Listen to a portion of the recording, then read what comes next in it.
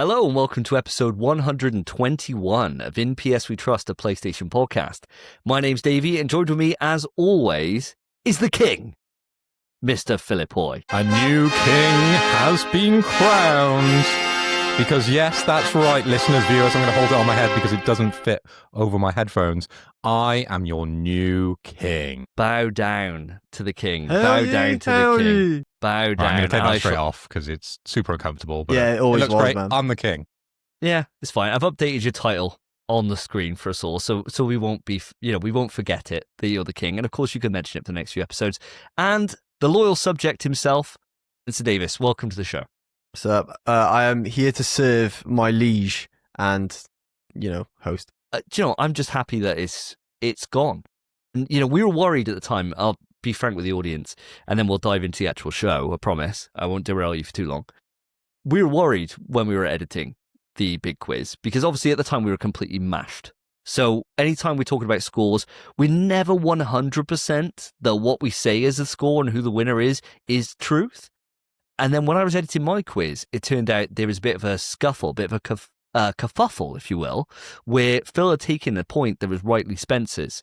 And I was thinking, oh my God, this is going to throw... It was. No, if you listen back to it, bro. That's within, question, I think. Like, I could argue against that for sure. If we have to watch it back, I definitely could argue. I don't know if it's a winning argument, but you can. But I don't think I need to, do I, Davey? There's no point, no, because it all resolved itself in the end. You still won, clearly, by an extra point. So it was absolutely fine, thank God. So no mess around. Phil is the rightful king, and congratulations to the king. Very, very well-deserved. And I'm glad to hear all about it. Of course, that means with the dawning of a new king, it means we're going to have a brand new or potentially recurring section when it comes to quick news games. But we got a long old row before then. So what have we got in store for you today, listeners? Well, we've actually got a typical style of the show, but with one change. We normally start off with the hypothetical question, which we normally talk absolute miles long of shit about, and it's generally pretty entertaining. But for the sake of brevity, which is something this podcast is not very good at, we are cutting it this episode because we have stacks to talk about for playing, because it's been 4 weeks since we last got together. So we've got loads to talk about in there. I've got a short one if you want to do a short one. Do you? It'd be short. Oh. Well, I'm looking at the list of games that I've been playing. And it's not that long, I'll be honest with you. But I've got quite a few things I want to talk about with this specific game. And I know you've been playing it as well. Even though you've been hiding yourself offline. I know you've been playing it because I've seen some trophies pop. So I think there's going to be quite a bit of conversation there. So maybe Spence, as king, save it for episode 122, please. Got you, blood. There you go. I mean, my liege. Blood. Mind your words, boy. So with that rule out there, we will just start on playing, then move into the quick news, and then we've got our topic. And our topic of the show today is the state of play. So the state of play happened last week, I believe it was, the date of us recording. We're recording on Thursday, the 2nd of October. So it happened a week ago today, and we are here to discuss it. And I watched your reaction, guys. Yeah. Really well done. Thanks. Really, really enjoyed it. Thank you for being able to get some stuff out there while I was off, enjoying my holiday. Thank you ever so much. I loved it. I loved your reactions. There was a couple of things in there that pissed me off a little bit, but I'll get to those when we get there. Mainly, I'll just get out of the way now. Mainly how, Spence, you couldn't recognise that it was Saros gameplay to start with. No, I had no idea, bro. Phil's like, I think it's Saros, like immediately calls it. And you're like, so who? Like, what? What's that? It's like, bro, you run a PlayStation podcast, I'm dude. not in the loop anymore, man. I'm barely a gamer anymore. It's bad days. It says something when I'm guessing games before you, Spence. You used to be amazing at this, but you've fallen off a cliff, buddy. It's just since I stopped using Twitter, I just don't see anything anymore. And I can't remember anything because the last state of play was fuck knows when. I don't know, man. I just don't know. Unless you boys chuck it in the chat, I don't know. Wow. Well, I'll make sure to keep on sharing stuff in the chat. We could put anything in the chat then, couldn't we, Davey? Or anything in the dot. We could just make up whatever news we want. Yeah. That'd be a fun episode. All of it bullshit, but Spence just believing it for a whole 3 hours. You No always way. could have done that, boys. Yeah, true. PlayStation got up to 10 grand? What the hell? Fucking hell. Jesus. Well, with that, let's move it then straight in, and this is weird to do this, straight in to what we've been playing. This time on NPS We Trust, what have the boys been playing? So, guys, it's been 4 weeks since our last podcast episode, and I'm desperate to know what you've been up to in that time. Spence, I'm going to come across to yourself first. You said you haven't been playing much. I want to know what games have been tickling your fancy in the moment. Sure. So, very briefly, I lended after the big quiz. I borrowed your copy of Jedi Survivor. I've installed it. I've played it for about an hour. I've not really got far enough to talk about anymore. I've just not had time to play it. So, unfortunately, I've not played fucking anything, boys. But I've still been doing my games with mates, where we go over my mate's house and play some games together. So there's 2 games I can talk about from that. One of them, Layers of Fear, which we actually finished the other week. It's a horror game where you're basically a bloke in a mansion who you're just like fucking demented. Your brain is messed up, and you're traveling through your own gaff, trying to figure out what happened to your wife and child. And it's just a spooky bloody horror game, but it's a lot of fun. Ending is dog shit. Not going to spoil nothing, but it is a lot of fun. It's mega easy. You literally can't die, and it's just a fun little game with your mates, especially when it's late at night and you're all cutched up together, and it's like it's one of them. It's Bloober Team's first game, I think, wasn't it? It is, mate. Yeah. Yeah, so it kind of put them on the map, didn't it? And then there's a sequel to it as well, isn't there? I believe so. I've heard it's one of those things where I know they're not great, but they've got kind of like almost a cult level following where people just really like them. They're all jump scares and stuff, aren't they? That's the kind of thing behind it, right? There's quite a bit of like atmospheric horror as well, just like the rooms you're in. You have to like solve a little puzzle, and it's just scary, and the jump scare might not even happen. I don't think the jump scares are that common or ever really that bad. It's not actually a very scary game. Is it not? I don't think so. There was 1 or 2 parts where Dan and Kyle shit themselves, but I was kind of fine. But I think I play more horror games than them, so I don't really know. Yeah. And I'm quite big on horror films at the minute as well, so I might just be a bit numb to it. But I didn't find it that scary. But it's definitely a fun experience, and I did try it. I've talked about it on the show before. I tried it in VR many years ago. That is fucking scary. That I refunded it 15 minutes in. I couldn't do it. So That's scary. Wow. I didn't even do anything. I just didn't want to walk in the first door. I was like, fuck going in there. And I just stood there for 15 minutes. I thought, fuck it, I'm not doing it. No. And I refunded it and bought something else like Beat Saber, a bit more fun. I was like, fuck it off. But in 2D, on your system, it's easy. You could play it. There's no fear at all. And it's a great game for Halloween coming up. Nice. To be honest, Spence, when you were going through your introduction, I didn't immediately know what this game was. So I did a quick Google, and first up on Reddit, the reply is, I personally love these games, but they're not your average horror game, as in they are a walking simulator, except very little puzzles and gameplay with a heavy focus on environmental design that serves the narrative. So that is quite an interesting take on horror then. So there isn't any gunplay in this game. It's you just walking through against your own fears. This is exactly right, mate. Yeah, and you just kind of throughout it piece together what actually happened to your character, and you're basically an artist, and you've lost your ability to paint, and it's what has happened in your mental to make that happen. And it turns out the guy you're playing as is just fucked, bro. And that's the spoiler. Guy's just fucked. He's fucked, mate. He's a tapped Donnie. I'll tell you that right now. I tell you what, with it being a walking simulator that you're walking through, it's kind of like when you go to a theme park and you go through like a haunted house, right? It's that kind of thing, but a longer experience. That sounds fun as hell.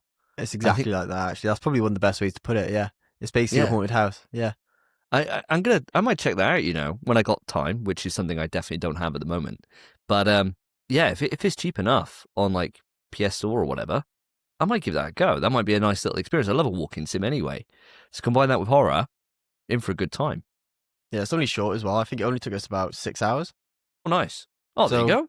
Perfect. Perfect, mate. Perfect. And there were moments where, not when I was playing, but there were moments where we struggled to like figure out the puzzle. Pad wasn't in my hands. Also, we were playing with a pad that had horrific stick drift the whole time. So it was just not great. Not ideal. It was just not great. Sometimes you'd be like, is that the game? No, it's just the stick drift fucking chucking you away. But I would recommend it, especially for spooky season, which is upon us. Certainly is. So what about any other games, mate? Anything else? You said there was another game that you played with your mates. Yeah, so there's another one we're playing right now. We're on Act 3 currently, and that is The Secrets of Monkey Island. This is a proper old school point and click adventure kind of thing where you're a pirate, well, you want to be a pirate, called Guybrush Fleetwood, I think your name is.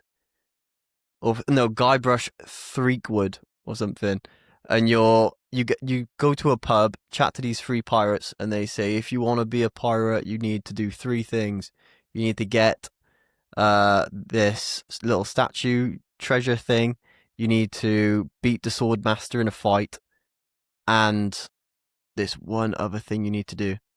You need to find the buried treasure of Monkey Island. And it's just, the humor in the game is brilliant. The puzzles are so-so. You know, some of them are like really simple, but you just never think to do what you need to do. So it's a bit irritating. But for the most part, it's a simple game. It's a very fun game. And it's just really good. Really good point and click. It's one of those games where I remember when I was a kid, I went round to a mate's house and he had a PC in his living room. And one of the first people I knew that had like a PC that they played games on. I was like, whoa, I was playing on my PS1. And they had Secret of Monkey Island on that. And we played a little bit. And I remember just as a kid, just not having a clue how to do it. And I think it kind of put me off point and click for a while. Because I don't think I'm trying to rack my head. I can't, well, no examples anyway coming to mind of a point and click adventure outside of like The Walking Dead and things like that. And even they're not really point and clicks. They're kind of borrow from the genre, but they're not true point and click adventures. And yeah, I don't think I've ever gone back because I remember it just being outrageously hard as a kid. Like I just could not figure it out. So that's quite interesting that you were saying that there's some things that you just wouldn't figure it out. So has this been one of those like guide situations where you've had to pull a guide up for the solutions? Only one time we've had to use a guide. Oh, wow, okay. Which is pretty good. And it's for this stupid fucking puzzle. And this game's from like, early 90s, 80s, so I'll spoil it anyway. A freaking, in the back end of the pub, in the kitchen, there's a seagull on like a bit of wood pecking at a fish. You need to get that fish off the seagull. But nothing you freaking try works. Nothing at all. And it turns out you just need to click on the far fucking bit of plank and the plank will wobble and the seagull will fucking fly away. And I was way. like, what the fuck, bro? We tried everything to get this seagull to fuck off. Everything. Even just killing it. And it's like, oh, I can't do that. Why not, bruv? Get it to move. But no, that's the only option you have is to wobble this plank. And you would never think it was something you could do. Ever. Unless you just walk over there per chance. But there's nothing over there, so you'd have no reason to otherwise. That was bullshit. But other than that, it's been fine, I think, for the most part. It took us a long time to get started and find our feet. But we've not needed a guide since. So Act 1 took us like 3 hours. And then Act 2, 30 minutes. And Act 3, we're on now when we're flying for it. Nice. Oh, there you go. Once you figure it out, it's fine. Okay. Have you had any experience with Secret of Monkey Island, Phil? You're an old PC Ed. Yeah, I was just going to say, I've played a few of these games. Obviously, I have famously talked about Myst in the past. That's a point-and-click adventure game.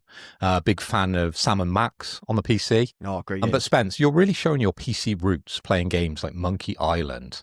Now, I got a quick question for you, and it's not related to the game. Well, slightly, as I suppose. What year were you born? I was born in 98, mate. In 98? A year before... No, actually, 8 years... This game came out 8 years before your birth. It came out in 1990. There's the quick math. It wasn't that quick. But this came out 8 years before you. 1 year after I was born. I was born in 89. Jesus Christ, it's old as hell, this Yeah. game. And famously, Spence, you don't get on with old games. How have you been getting on with this one? You've just talked about a struggle with a probably quite a simplistic issue. But has there been anything else that's sort of not been adjusted, I suppose, to like modern sensibilities of video games within playing Monkey Island? Has there been anything that you've just like really struggled with in terms of like controls with this game? Only one thing, and that's that we were playing it with fucking stick drift. Other than that, right. which by the way, you're trying to pick a dialogue option and the stick's fucking going up as you're trying to pick it, so you keep picking the wrong option. That was a fucking nightmare. But we're playing the remastered version that came out many years later, but we are playing it. You know, like most classic remasters now give you an option to play the old version or the new version. We are playing the old version. And I think it just looks better. The art style's a lot better. It's a bit like cartoony on the new one. But it just holds up, man. It's just a simple game that it's trial and error, fully trial and error, but it makes sense. And the art style is good enough that it being old doesn't really matter that much. It's fine, I think. It's what you expect a game like that to be old. I'll say it as well. We booted up Myst the other day, like you just said. Nice. That game is fucking old and sucks dick, bro. Yep. Yeah. I remember playing it because I wrote a dissertation on it in university. It was part of one of the elements of my dissertation. And I remember at the time thinking, this game is old. And it was relatively new at the time I was doing it. Yeah. Wild. I can't imagine playing it now in 2025. Stupid. Secret of Monkey Island is like really simple. Myst is like, fuck you, good luck. It's like, cheers for buying the game. Get fucked. We tried it for about an hour and it was like, no, we're not doing this. It's not enjoyable. Myst was the original Souls-like, guys. Yeah. Mate, it would be to me. It would be to me. Somebody who like does not know the genre at all. I was thinking about, with Myst being on the premium collection, downloading it. I think I've actually got it downloaded. I think I downloaded it, haven't started it. I think I'll delete that.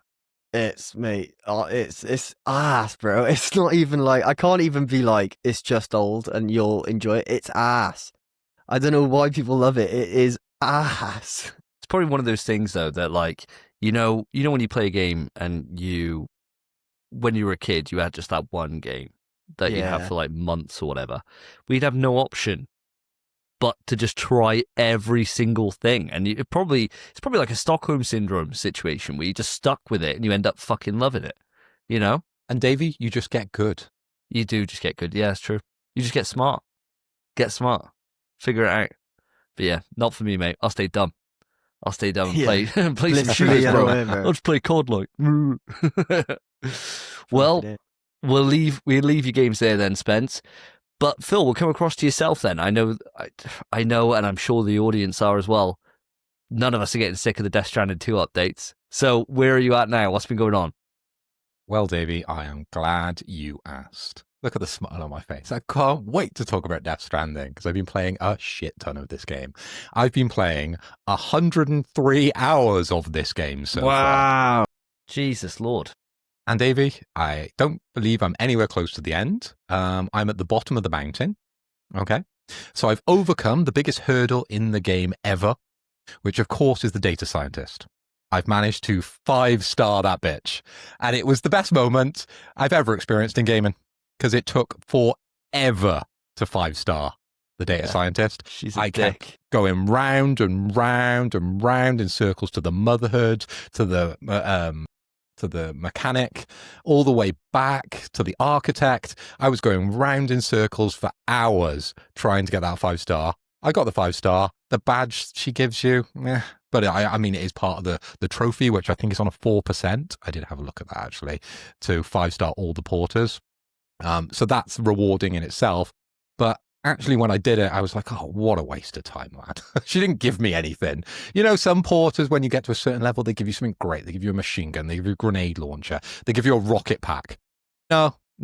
In this one, she was just like, here's just another badge, and I'll turn up on one of your buildings and, you know, look cute. It's not worth it. Wasn't worth all that effort. Definitely not. So at the bottom of the mountain, Davey, I'm dealing with the ghost hunter. the chronobiologist, the meta-gemologist, the fisherman, and the explorer. Okay, so I've started to climb the mountain in my last session, which might have been earlier today, where I climbed up the mountain to find the explorer. Little did I know, he wasn't at the porter's house. He had got lost at the mountain. So that's the next section that I'm on. Just overcome a fairly interesting boss fight, which was fun. Can't really say too much about that one. But I'm really finding now that I'm venturing up this ominous mountain that has been haunting me throughout my 100 odd hours as I've been approaching it. I'm getting back to the basics of Death Stranding now. There's lots of solo walks. There's lots of zipline action, which I felt was really missing from the start of the game when I was in Australia. Okay. Oh, sorry, in Mexico, and then the first part of Australia, because I was mainly just in the truck, just going back and forth across the roads, building, the monorail and things like that. But this feels like the part I absolutely loved in the original one, which was the start of the original one. It feels like it's come full circle. I've got myself some interesting weapons, which I can obviously talk about because it's not really spoilers. I've got a rocket box, which is devastating against large BTs and enemies, which I may or may not have just fought. The rockets, you throw them up and the rockets just lock on, and they lock onto multiple targets. So it's an absolutely cracked weapon to be used. And it, as I said, it's fired when you throw them up in the air and it's a big explosion. It's a very cool thing to see. I've done a bike race in the sky, talking about weird shit that Kojima just adds into the game. And now, get this, Spence, I can collect BTs like fucking Pokemon. What? Mate, There's a thing in it. There's a thing in it called an EX capture grenade. And I'm like, Kojima, when are you going to run out of ideas? Well, I think he has run out of ideas. He's just picking everything that's cool in the world and just going, actually, I'm going to put it into Death Stranding. So now I'm playing Pokemon in Death Stranding. dude, this has been the part that I've been desperate for you to get to. This is my favourite part of Death Stranding, is purposely getting myself in a situation where I can get caught. And I've got a complaint on the back of this. Very minor one, but it's annoying. Getting a BT down to like no health and capturing one is sick, because then the next time you get into a BT fight, you could chuck your BT against it and it goes, the Godzilla music starts and it's a kaiju battle happening in front of you. It is sick. It is fucking awesome. The only thing to bear in mind, little hint for you, because I've been going for the 5 stars and everything, is that any damage your kaiju, your BT takes, counts as damage to Sam, which is annoying as piss. So if you want to get your S ranks on like the elimination missions, don't chuck your thing out, because you know that mission where you got to capture your first one? I just killed it. I was just there was like 3. Yeah, I killed all 3. You killed all 3. Yeah, I think it was 3 or 4 anyway. There was a few of them. I completely fucked it. And my first one I caught was the final boss. So Okay. everything I've done now since is with the final boss. I'm not going to give up what that is. It's a giant BT, as you can imagine, and Sure. it just fucks. It just fucks. And so every time I'm just like, go, chuck it out. But it just eliminates everything like mega fast. And so I don't get a chance to capture them. So now I'm going, you get an opportunity to re-fight these things. And so I've just been going and collecting them, adding to my little roster now. And the only thing this isn't a complaint, but when I've got multiple BTs, I'd love to chuck them all out, but you can't. It's one at a time. It's one at a time. You can only ever use one Pokemon, am I right? No, well, you can have double battles. You can have double battles. Wow. Yeah, I've been out of the Pokemon game for, as much as I've got some Pokemon behind me, been out of the Pokemon game for a long time. Been to the Poke Center, but never done a dual battle. Oh, there you go. You're missing out, mate. No. Wait, there's no way you've never done a dual battle. Well, if you haven't played Omega, it was in Ruby, right? Was it in Ruby and those ones when the double battles came in, wasn't it? There was double battles in like Leaf Green and... I played Red, I played Yellow. So the same game. And then maybe a few... Well, the ones after that Look behind me struggling. Leaf Green and Fire Red and stuff, right? Yeah, but they're just the remakes of the original ones, though. Are there double battles in it? Probably, yeah. But there is in like Omega Ruby and stuff. It doesn't Anyway, have double battles. We're getting on a tangent for Pokemon here. I'm so glad that you've done that and where you are, Phil. You're right. You've got loads left. You got absolutely loads left. I thought I have. The mission that you've just done with the Ghost Hunters mission for the Headless Riders, right? That one. Fucking top tier mission. It's cool, isn't it? The best missions of the game, in my opinion, are those ones that you get that are someone's quest line. I think they've all been fantastic. And the area that you're in now, you got several, and they're all brilliant. I've only just recently done them because I've been going back for my 5 stars now at this point, and they're all brilliant. They're like the highlights of the game. They, for me anyway, because the story didn't hit so well. So it's like those things where it's just the gameplay, and this is what I'm finding with Death Stranding. Just that gameplay is just so fucking good. Like It's addictive, isn't it? So addictive, dude. There's 2 games this year which have done this to me, and they're both exceptional games. You know, it's Death Stranding 2 and Expedition 33, where before I know it, I'm like, holy shit, I've been on for like 6 hours. And then you play 5 more. Yeah, and all I'm doing is... Doesn't matter, does it? Is the thing that you're doing, which is, you know, getting in the truck, zooming around, and planning out, going onto the order select thing so you can see who has deliveries to different places, and planning out the best route so you can go and maximize to 5-star people. And yeah, so that's all I've been doing, bro. I did feel, as I said earlier, in the early parts of the game, you could just jump in the van and it didn't really matter what you were carrying with you. I feel now that I'm going up the mountain and there's a lot more kind of environmental elements going on and there's a lot more threat out there from the main protagonist. You need to start planning a lot more. And as I said, these are the types of elements in the game that really like get you thinking. Right? Before you go out, do I wear these boots? Do I wear this skeleton? Do I take this gun? Or do I take no guns because the thing on my back's too heavy to take guns? How am I going to get over this part of the mountain? Do I need a ladder? It's all those questions that you're asking yourself moment by moment. And then you regret things and you have to go back. And that is the worst feeling. It's when you get so far and realize, oh, shit, I really should have bought some climatics or some, you know, something to build the road or something to build more of the monorail. And you've forgotten it, and you've wasted part of the trip. Yeah, and that annoying thing where you're setting up a zipline network and you're 1 PCC short. Yeah, and you're like, shit, and that's annoying as hell. That's super annoying. There's a mission with I believe it is the chronobiologist, where she sends you back down the mountain towards the ghost hunter, and you've got to cross the river. And I've repeated this mission, I think, 2 or 3 times. And on the 3rd time, I found out there was an item which you can hover on. Yes. I don't want to give it away too much to Spencer, but I saw that and I thought, duh, I should have had this all the time. This would have made it so much easier because you could just cross the water.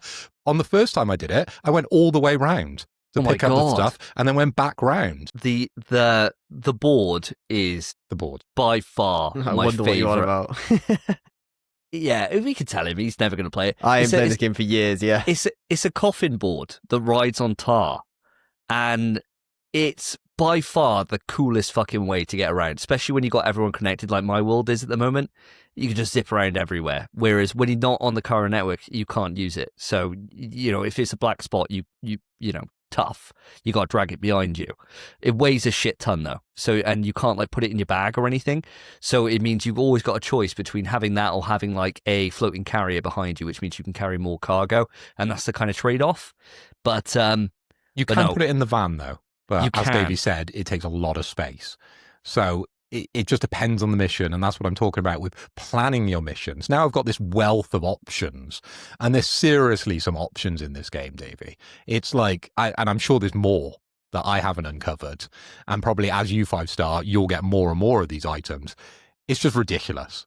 Like what options you have now to overcome these obstacles. It is, and it's one of those things where it, like any game, and especially with Death Stranding, you know, 2 is no different from 1 in this regard.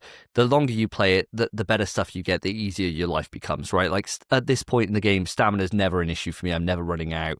Got the camel hood. Camel hood, oxygen mask, bro, and just rechargeable batteries, and you're just fine. You know, like everything's absolutely fine. There's later on, I'm not going to spoil anything for you for things that you can find, but there's things you can get that make the truck more usable. than it is currently. And that then means that even mountains and stuff, it's not really that big of a deal.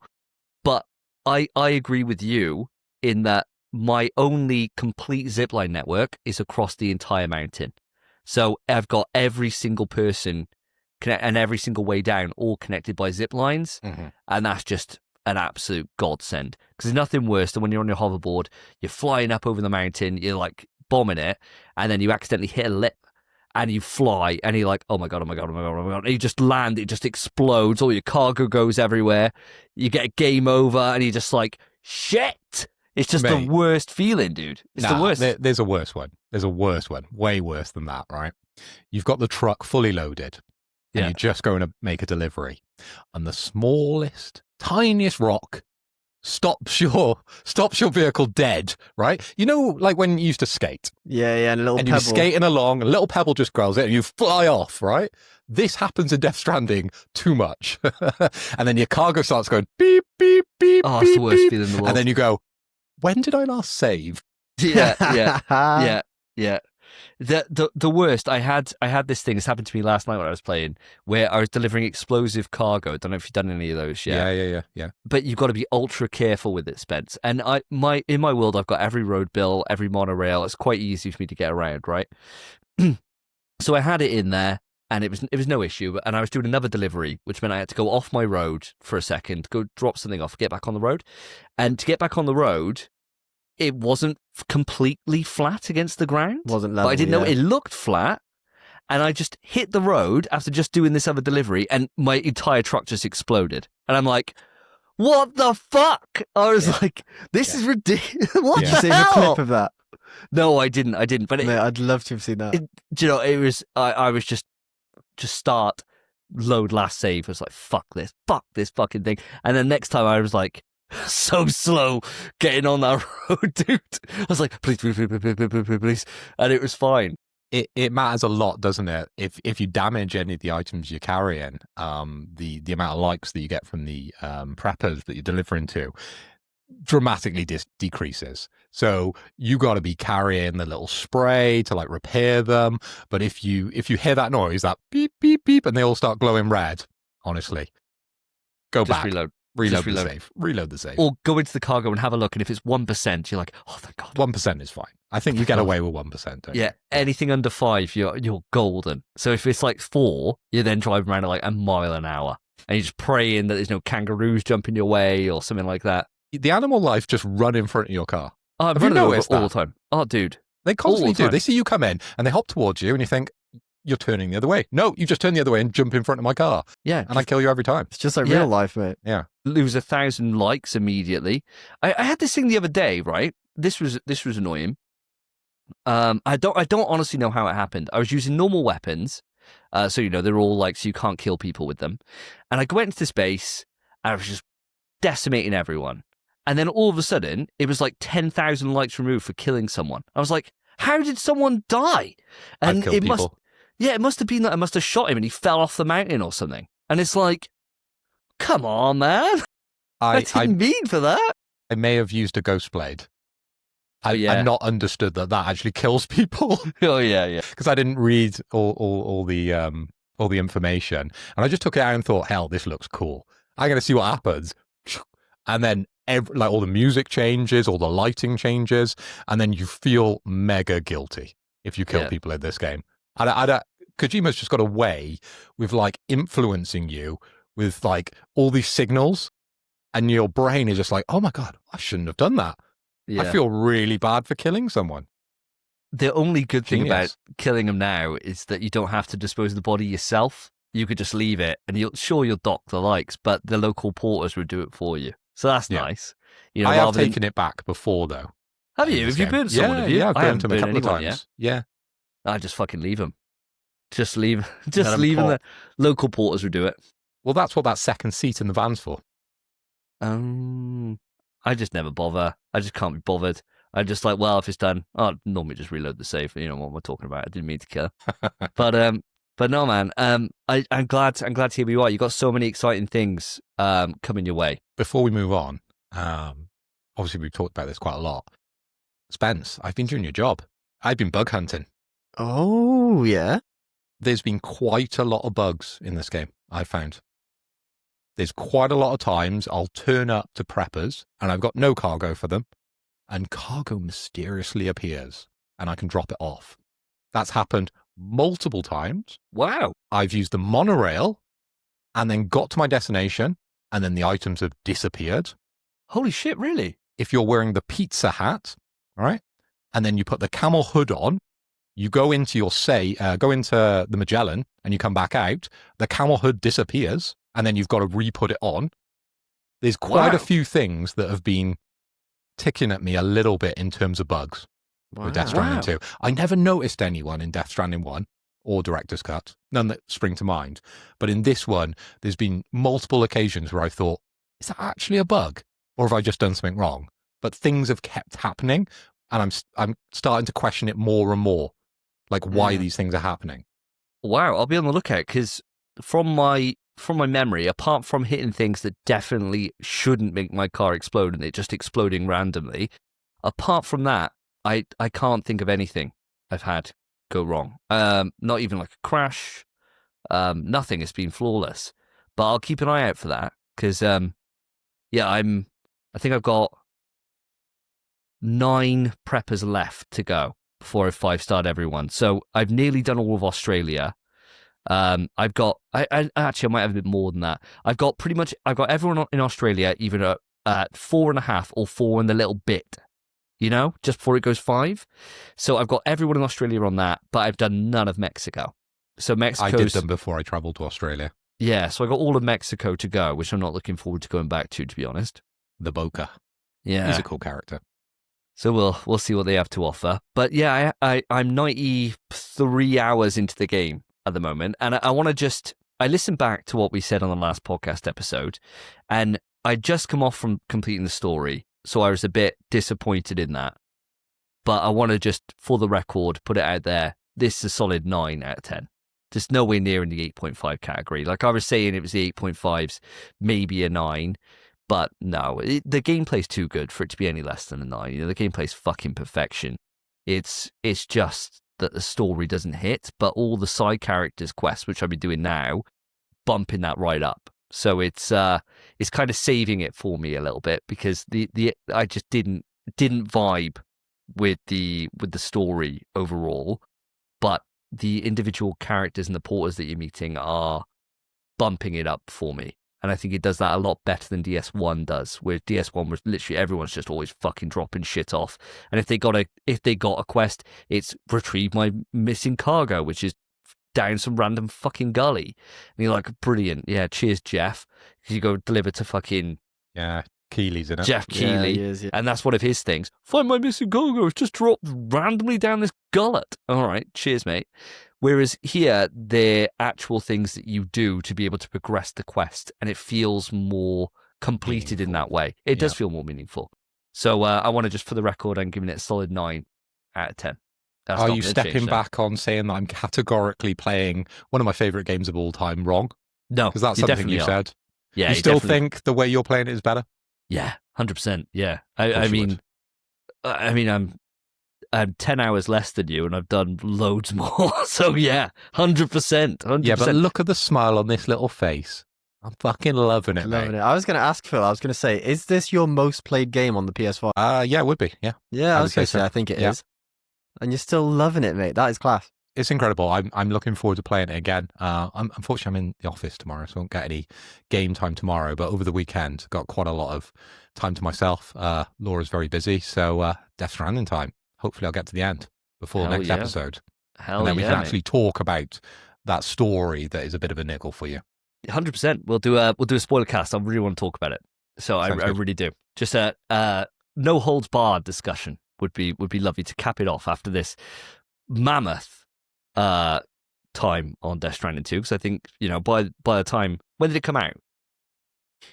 June? Yeah, I think so, actually. Been like 3 months. It almost is the fourth chair of this podcast, isn't it? At this point. So it would be a sad day when it ends. June, 26th of June. There There you we go. go. It's There been we a go. while. Well, moving away from the Death Stranding conversation, I got a couple of things I want to talk to you about. So, as I mentioned at the start of the show, I've been on holiday. So I went for 2 weeks on a cruise around the Med. It was lovely, great time. Won't talk about that for everyone's sake. But on a cruise, the thing is, you don't really have internet. Well, you can, but it's exorbitantly priced, and I quite like not having access to a phone for a couple of weeks. It's like a nice detox. So as part of that, I decided that I can't take my Portal, obviously, but what I can take is my Vita. And so I did. And my Vita, I've had PlayStation Plus since not launch of PlayStation Plus service in PS3, but not far off, probably the first year of PlayStation Plus I remember joining. And so as part of that, I've had a shed load of Vita games that were given free as part of the PlayStation Plus service back on PS3. And so I thought, I'm going to tick a few of these off and see how I get on. And I played 2 on my holiday. So the first one I played was Sound Shapes, right? Now, Sound Shapes, it's free on PlayStation Plus not long ago, I think, as well. And at the time, it was a shared trophy list. So it would mean that if I completed it all the way through on Vita, I could then upload the save to PlayStation 3 and I would earn the same trophies there. I could then upload it onto PS4, do it there. PS5, do the same thing, right? You could potentially get like 4 platinums off one effort. These days, that's not the case because the servers is shut down for Sound Shapes, so it is self-contained. So for anyone out there who's thinking it's going to be a nice, easy platinum and they could get like 4, you can't. You have to do it like 4 separate times. So it's just a warning for you. But Sound Shapes is a game where you play as a little blob and you go around the screen. You've got two things you can do. You can like jump and you can go super fast, slightly faster, by holding down R1. And what that means is when you're going fast, you can't stick to stuff, whereas otherwise you do stick to things. And it's about going around the environment and collecting music nodes that when you collect them, each one adds more to the song. So by the end of the level, you've got a full song playing, but you build that up through collecting your music nodes. And it's really simple, but it's fucking brilliant. Like, brilliant. I absolutely loved it. I adored it. I couldn't put it down, actually. It was really straightforward to play through the story, and you win a gold trophy for that. But then they got these challenge modes, right, that you have to complete, and each one you complete gets a trophy. So it gets a silver trophy, I think. Well, and they're called death levels, right? And some of them are fucking brilliant. They're like a puzzle almost of how you can do it. Others are the most frustrating things known to man because it's randomized where you kind of spawn in this level. So sometimes you can be playing it absolutely perfect in this little beat level, which is just a single screen. It might be that you've got to collect 20 nodes in 15 seconds, right? Where the nodes spawn, completely random. Where you spawn, completely random. So you can have some where you play it perfect. It was impossible to do. Whereas others, it just the fucking stars align and everything's spawning directly in front of you and you just get through it. That's annoying, but in terms of actually figuring out the levels and how to solve them, highly, highly recommend it. There's the final thing you have to do in this game is there's a beat school. And so what it would do is it would say, here's a beat, figure out how this is made. Don't bother trying to figure it out. The first one took me forever, and it's 2 notes, right? By the end, it's like 25 notes. Go on YouTube, download a video, watch it. It took me 2.5 minutes to do all those challenges. That would have been fucking impossible and not even fun to do. What if you haven't got internet? Say you're on a cruise or something, and you haven't got internet because you'd like to have a cleanse, of your mobile phone, and you can't get access to YouTube. How would you figure out something like that, Davey? I can't actually. You would do what I did, and you use the 1 hour of free Wi-Fi they give you as a tester. And I've got YouTube Premium. Went on, downloaded the video for offline use. Perfect use of my hour, that was. Because 2.5 minutes later, I had the platinum. If you can find the thing. If I can find the fucking jingle for it. It's been so long since we've done a Here we go. I was going to say, mate, there's no way you paid for this plat. There's no way you paid for a bit of internet to download the video to do it.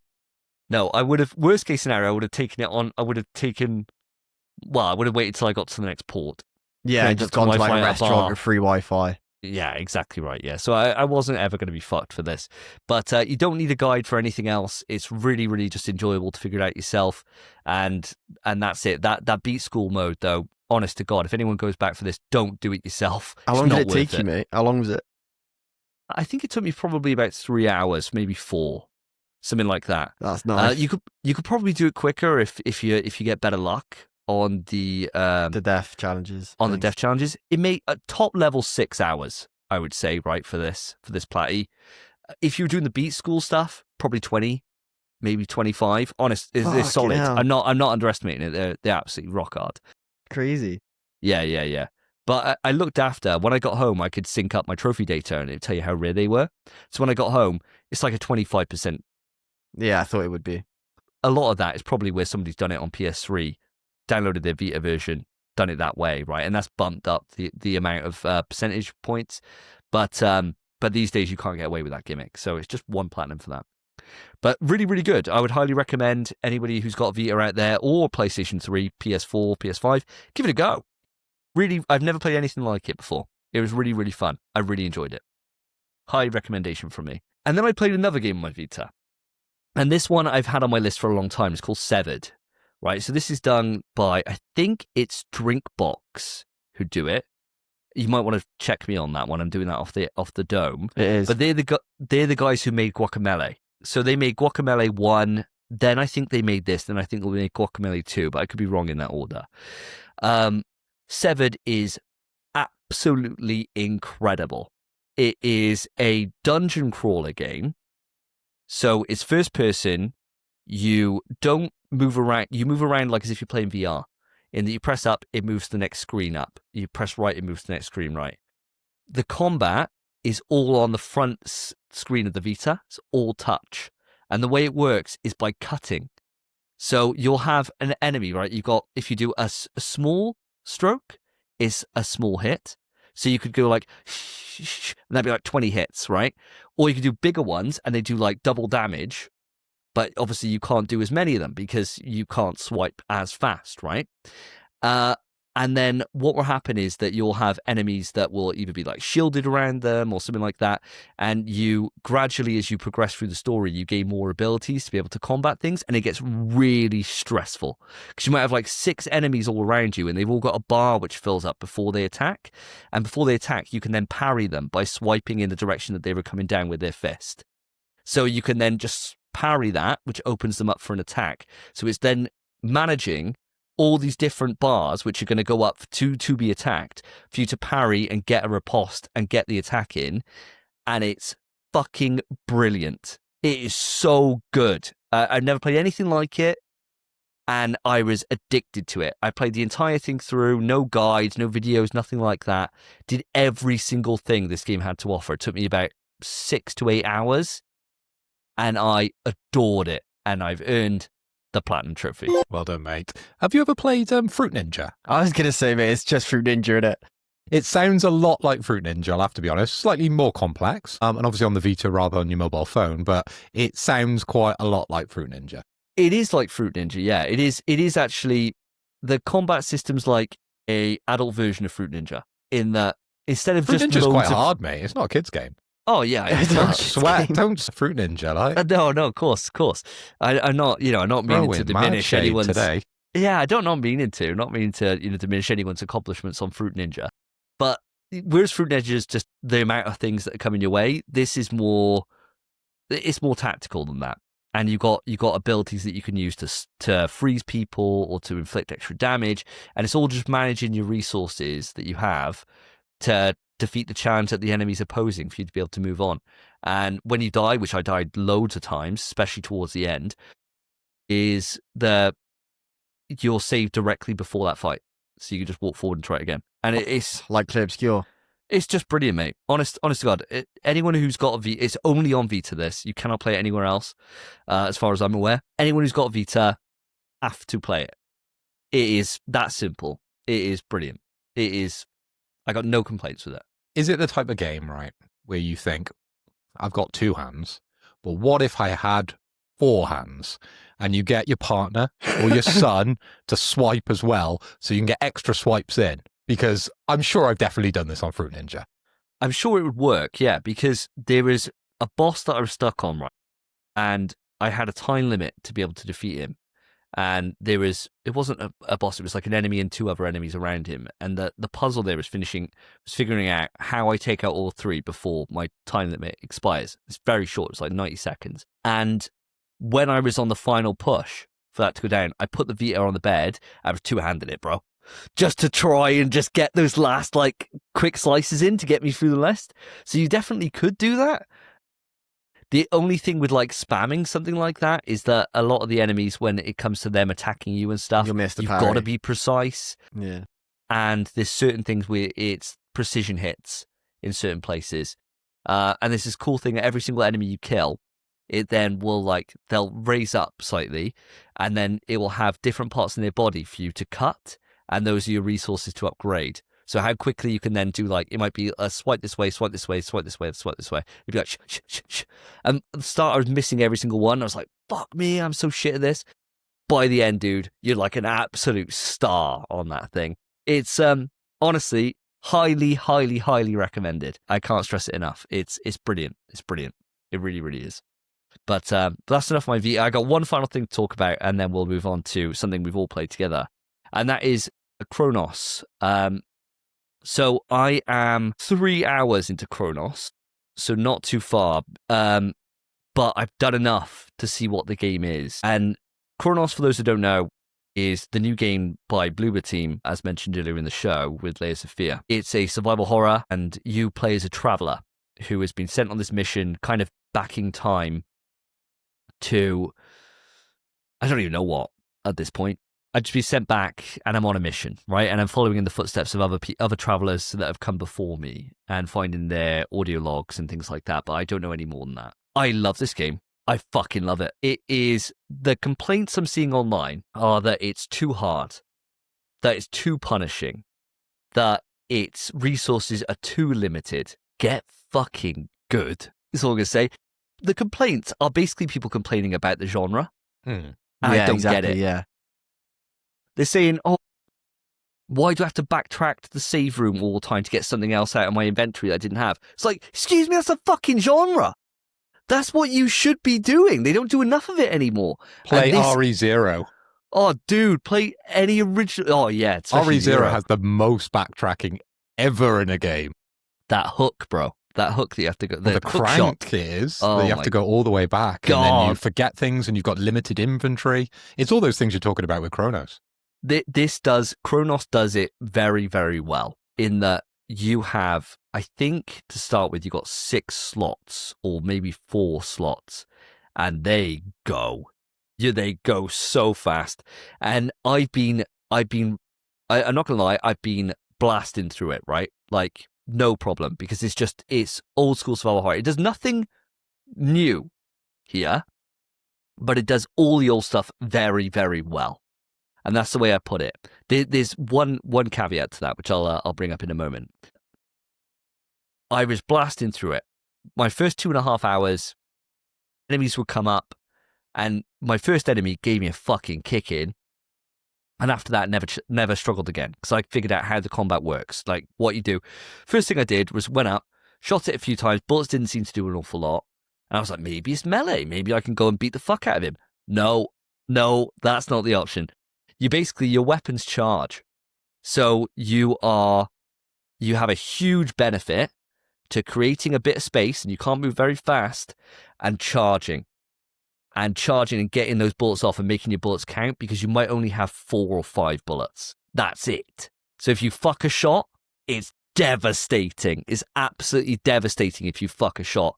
And you're like, shit, I might not have enough to get through this. The enemies, the big thing about it, and the only thing that's separated, this is the caveat, is that they merge, right? So if you kill enemies, which you get into situations where you have to, there's barriers come down, you have to clear the threat. There's no way around it. You can't just run. And you've got fire that you can use to be able to burn these corpses. But you can generally only carry at the start only 1 fire capsule at a time. And there might be 10 enemies. So then you think, how do I make sure I use this fire at the right time so that I can burn as many corpses as possible and stop the change and limit the damage? And it's just every single fucking little moment of that is just those minute micro decisions that you'll regret later. And I had a classic example of one where I walked through this entire area. I had my fire, didn't use it. Was making sure I was luring enemies away from the others so they didn't see the corpse on the ground and didn't merge, right? So, and I was just taking them out, no problem at all. Walking through, absolutely fine. Got to go back to that area after you collect a key item. And as I go through, this bigger enemy that must have absorbed like a few more bursts through a door. And there's corpses everywhere around him that I've left. And I had to run back to get my shotgun. And the way I ran back was inadvertently, because I was just panicking, was through every single one of those corpses. And this thing became fucking monstrous, right? It was hard anyway. Is there a limit? Well, I don't know. I think he absorbed 6 bodies. And he changed to black. He was huge. And I pumped him with every single round. I got the shotgun. I hadn't used it. And I got it for hours ago. Everything had gone in the inventory. And I was saying to Karen, this guy's going to get fucking cooked. Because I came out, everything had gone away, all my meds, everything. I was like, shotgun, the whole inventory full of shotgun ammo. And I was like, this guy's going to get fucking wrecked. So I've been making the same mistake I make in Resident Evil, where I'm using the pistol for the entire thing, shotgun's back, never touch it, classic kind of mistake. Shiny in the case. Yeah, make it every single goddamn time. Going to get to the end boss with like 700 Magnum rounds, and it only takes 5, that kind of thing. Pumped every single shotgun shell onto this guy. Just about killed him. I was like, wow. I got to reset my save. I was like, fuck this. I'm resetting the save. Yeah. Absolutely resetting the save. So at this point, I have no complaints with Kronos. I have none. It's brilliant. I don't think it's anything where I'd look back in years' time and think, wow, that's survival horror. Because I don't think it does anything that really separates or elevates it from the greats that have come before in the genre, but it just does. It pays homage to the greats in such a brilliant way. If you like survival horror, which I know you guys will, you'll fucking love Kronos when you get to it. Really will. I really like the look of this game, and it's one that's on my very, very long list to play and to buy. But what I want to ask you about is the traversal. How is that feeling in the game? Because we've seen some sort of screenshots and we've seen some video of the gameplay where you can walk on the ceiling, walk on the walls, and it's kind of one of those Escher paintings where as you walk up, everything kind of changes. How are those elements within the game? So far what I've seen with this is that you'll go to certain elements in the environment and you can then interact with that with like press R1 on your gun, and it will like absorb the essence from it, and it will then tweak the landscape to be something. They're very much laid out. It's extremely linear. So far, it's very much a case of you have to do that to progress. It looks cool, but it's just a way to progress. But I haven't gone upside down yet. So, and I'm only if it's 12 hours long, I'm like a quarter of the way through. Yeah. So I'm sure there's going to be a lot more. I've had my first real boss fight, which was tough. And it's one of those things, right, where you're filled with regret for things you didn't notice in the environment. So the environment will have fire canisters and things like that you can shoot and be able to get fire damage that way and stuff. And it's after I finish a boss fight and I had stuck myself in one kind of room and I'd gone in fully prepped for this boss. So I just fucking didn't smoke him, but he put up a good fight. But I beat him first time. And then after I looked around the apartment, there was so many things I could have used. And I was like, think of all those pistol and shotgun rounds I could have saved, man. Like, it's one of those kind of things. And great survival horror does that, where you kick yourself for even doing a good job. Yeah, because you could have done better, Yeah. And it just elicits that. Yeah. I think you're going to fucking love it. You really will. It's on the list, for sure. I'm keen as well. I'll say, before we move over, I got one bit, or before we talk about the next thing, off the back of your Vita conversation, I got one gripe just about the Vita right now. Which is, one, I've just Googled, I cannot find Severed physical, so it'd have to be digital, I think, and you cannot use the store anymore. So I think I just couldn't play it. You can use the store. It's a naff version of a store. Most of the games aren't on there. Just go on your PS3, download it on there. Oh, maybe then- that then. And you just plug in your Vita into it, done. Well, that probably fixes this issue I'm about to say now as well. We just got Stardew Valley on the PS5 as part of like monthly games or catalog, whatever it was. That is a cross-buy version, so you should have it on the Vita as well. If you go on your Vita, it's just not on the store, so you can't download it. I'm sure what you've just said about the PS3, you could probably do that, Yeah. but I feel it's not something you should have to do. No, but let's be real. They tried shutting down the store, didn't they? Yeah, a long You know? time ago, yeah. A few years back, they tried shutting it down and people revolted, so they kept it up. So just be grateful you can even do this. Yeah, it's true. You know, even if it's shit. I know that's a bad thing to say, you know, in terms of just be grateful for what you have, but they could have just shut it off, and thank God they didn't. No, I know what 'Cause- you're saying, because it didn't even do that well, the Vita. No, hardly anyone bought it, right? Like, I had some weird looks when I was on the, when I was sitting around the pool playing the Vita, where people were like, what is that? You know, like, what the hell is he I playing? love those looks. And everyone else is on, like, you know, a Switch or whatever. And I'm just there on this Vita, just fucking swiping like a madman with a pint next to me, just necking this pint, fucking swiping like a right dickhead. And yeah, They're like, geez, he's good at Fruit Ninja, this boy. yeah, he's smoking it on Fruit Ninja. What is he playing Do it you want a on? What hand? is that? Yeah. but yeah, you should be able to get around that problem with the PS3 solution pretty easy. I'll try the PS3. I'll try using it. That is a bit of a ball ache, but it's as long if it works, it works. Yeah, it's a solution, isn't it? And Yeah. I mean, the store's slow. It's not great, but in terms of finding like my old PlayStation Plus content to download it on there, that was easy enough. But then I haven't tried searching for a game to buy on it. I would just go to the PS3 every day for that. Even back in the day, I would. It was just easier. And the syncing over, the transfer of the data from the PS3 over to the Vita is like instantaneous. So yeah, no downside there. Unfortunately, for those that are still playing the Vita and don't have a PS3, tough tits. Might want to get yourself one. Stop being such a loser. Get yourself PS3. We've all got one. Anywho, the last thing, and this is the reason why we didn't do a thing to start with, so I knew we'd go long on this, is we had, in the time that we've had a break from doing the show, the Tokon, the Marvel Fighter Soul Tokon beta came out. And all three of us were lucky to get into this.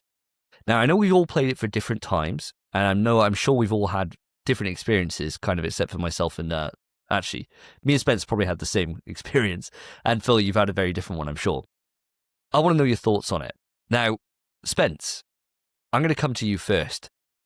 How many hours did you play Marvel Tokon for, and what are your thoughts on it? It don't have to be exact. I know it's been weeks now, hasn't it, since we played it? Yeah, I was gonna say. Well, my gameplay, my time played, I think is equal or a bit less than yours. So I think it's 4 or 5 hours, maybe 3. I had more than that. I had about 6 hours logged. Okay, I think I had about Online. 4 or 5 then. What a game. Let's just be for real, boys. Since then as well, there's loads of footage now of like Spider-Man and Ghost Rider as well. Oh, Good God. Tokon, it's going to replace Street Fighter 6. And we said this would never happen, but we haven't really been playing Street Fighter 6 anyway. I mean, Sea Viper's out soon, and maybe I'll go back for that. Let's be real. But Tokon is just fantastic. It was so simple to play at a base level. And it was only after the beta ended and I saw other people's gameplay that I thought, fuck me, this game's so deep. And there was so much stuff. Turns out Doom, who I had like a nice little 5-hit combo with, if I just put a portal on the end, like at a distance, it would full screen bounce them back to me and I could do a massive extension into a level 3. And I was like, what the fuck? So that whole reflecting portal he has, you can use it in combos to fucking bring them back to you. So That's sick. That's sick. So sick. This game, Tokon, that beta was so much fun. I enjoyed every minute of it. My team was Storm, Doom, and I don't even know who my third was because I barely used them. Who the fuck was my third? And you thought? I'm fourth. There's 4. Oh my God. I didn't use the other 2 at all. No, I didn't need to. I was very much a two-man team. Yeah, and me. So I used Doom and Storm. The other 2, you don't really even need to know. So sick. Storm, there's so much stuff I've realised I could have been doing as well. The art style's phenomenal. Gameplay is so fun. The combo system is amazing. And it just is a beautiful game. And I'm excited, very excited for more. Well said, my friend. Phil, I'm going to come across to yourself for your thoughts and your Tokon experience, if you don't mind. Sure, I'm glad you asked. Well, my Tokon experience was slightly shorter than both of yours. I only managed to get around sort of 1 to 2 hours gameplay, but I want to echo all the thoughts of Spencer. I absolutely loved the time I spent with the game. I naturally gravitated towards Doom as well, but then quickly fell in love, as we all do. We grow a little older, we get a little bit more experience, and we see that girl. My God, Storm, what a babe. She looks absolutely incredible, and yes, she just felt good to play. There was lots of things that felt quite natural when I was playing Storm, and I managed to string together quite a few wins, mainly playing Storm as like an assist. Sorry, playing her as a point, and everybody else just popping in for assists, and just having her as my main character throughout the game. I wish I'd spent more time with Star-Lord, having reviewed quite a few videos, the same as you yourself, Spence, online, because he's got some absolutely nutty combos out there. I think he was probably one of the characters that got figured out the quickest in the time of the Tokon beta, and there's some incredible stuff out there, guys. So if you haven't seen it, make sure to look up Star-Lord combos on Tokon at the Tokon beta. But because of the auto combos, boys, I'm a pro already at this game, right? I totally get these levels here, right? Especially when it comes to switching between characters mid-combo. And you see a lot of that in some of the combos I'm on about with Star-Lord, right? Switching between all 4 characters, because ultimately that's like where you need to start to gravitate towards. You need to start to utilize all 4 characters within a single string, right? And switch between them and use their benefits to sort of maximize your damage output, okay? But for this game, the casual play is just so much fun. You can literally go in, no-brain it, hit a couple of buttons, see all the flashy stuff, and it's incredibly fun. Like, I see this as a really nice way for people who are not in the FGC, not the hardcore like you boys, to dive in and have a lot of fun at a certain level with this game. It's not like Street Fighter, where they try and baby you a little bit and they give you this open world to run around. But does that help? Does it fuck, right? You can play Street Fighter, but this game is actually fun to play at the low level. That's the difference. I think low level Street Fighter, it's crushing. You just get swamped by people like you two, laughing away as you're Hadoukening me from the other side of the screen. I can't touch you. But in this game, if we're both at the same level, I could give you a match. And I think this game is really going to appeal to a lot more people than what fighting games generally do, because of how easy it is to get into with those auto combos. Do you know, I completely agree with you. Do you know what it is, this game, and why, spoiler alert, this game's fucking perfect? It's fucking Dragon Ball FighterZ. My mic was muted, and before you said it, I went, Dragon Ball. I knew you were going to say that. It is. It's Dragon Ball FighterZ again, but just with slightly different things that make it very distinct.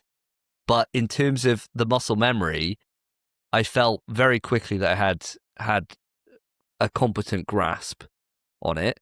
And then it was more so when we were playing Spence, there was more things that I was starting to figure out and try and implement. Like my team was Captain America and Iron Man. I had them both down to, and the other 2 that I didn't fucking use outside of just to give me the combo extension or whatever. But there was just moments when we were playing where every so often we'd be like, I'd try something or you'd try something and it would just work. Like, especially with Cap, like with Cap Shield, you'd be such a pain in the ass with it. And using it to like get a little bit of Oki and then get like an assist covering you and then to then tag into that assist to be able to come in on the back of that. Like those kind of things were just starting to open up. And it's one of those things where, and I felt like this in Dragon Ball FighterZ when I first played it, and I went to an event somewhere, I can't remember where, and I played it for the first time, and I had like an hour or 2 with Trunks, and I was like, there's so much here. There is so much here for me to learn, and I can't wait to just lab it and just lab monster it. And I had those vibes throughout the entire thing, where every time I tried something and then I could see that, it didn't work or maybe slightly worked, where you could be like, oh my God, I could see how I could build this and how I could make this kind of work. And the cogs were just turning. And it's one of those things where, and I think we said it probably a million times, Spence, fuck, I wish there was a lab. Yeah. You know? Like, I wish, because it's just one of those games that you know that you could just sink into and just really figure out at what point they're going to break. How do you stop them breaking out that combo? Do you want them to break out that combo? Because then you can then cover with something else, so then when they get up, you get something. I am right there with you guys. I think this is really exciting. And I think you're exactly right, Phil. I think even when we didn't have a clue what we were doing at the start, and I mean in the grand scheme, we still don't have a fucking clue what we're doing on this game.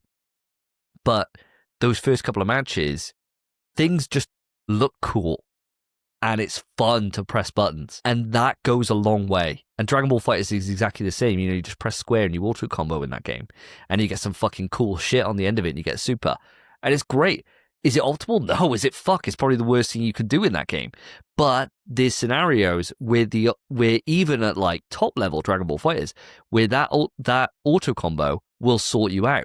And it did the same thing in the air on this. If you notice, like when you'd hit them up in the air, if you were trying to do custom combos, you wouldn't follow them exactly. But if you do like the first two hits of light, it's just exactly the same as Dragon Ball Fighters. Your body would match up to them because it's trying to do the auto combo, and then you change from there. So there's so many things that like taken from that, and then a bit of Guilty Gear Strive, and they've just gone put the two together and put a Marvel skin on it, and it's fucking brilliant. It's great. It's great. Like to start with, I thought, oh, it feels maybe a little bit slow or whatever it is.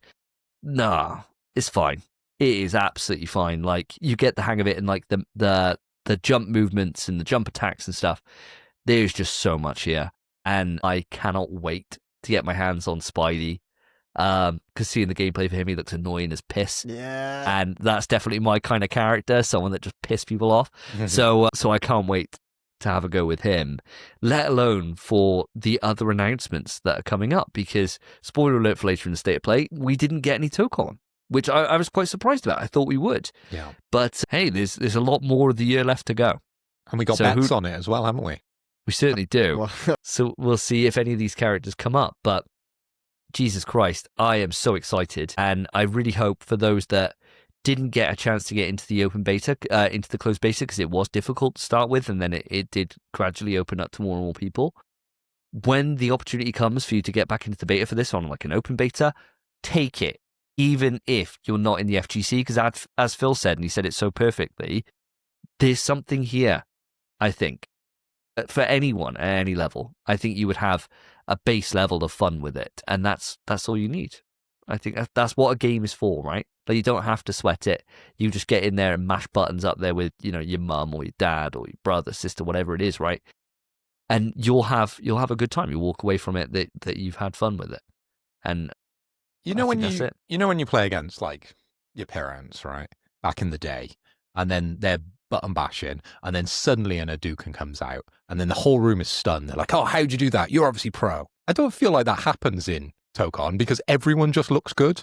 Because everything just naturally gels together. It isn't just someone just punch, and then randomly a Hadouken comes out because they've flicked the directional input slightly correctly. It feels like to me, and this would be a very specific one, for those that follow me on this, you'll know exactly what I'm about. It's like you're giving your parents Eddie Gordo to play as on Tekken 3. There we go. Because anything you did with Eddie Gordo, you just mash circle and there'll be shit happening. And that was it, or Harang from Tekken 3 as well. Either of those two characters in the hands of somebody who doesn't understand fighting games is lethal. Because stuff's just happening all around you, and it looks cool, and it looks like they know what they're doing, but really they have no fucking idea why all of a sudden they're on the ground kicking. They don't know. Or they just did a spin on their head. They don't know what's going on, and nor do you as the person trying to play against that, trying to read somebody who doesn't know themselves. Hardest thing in the world, especially when they're in control of Eddie fucking Gordo. So I think going to right. be everyone in Tokon. It's going to be so difficult for pro players, I think, to play low-level players until they get too good. And that's naturally going to happen at a certain point.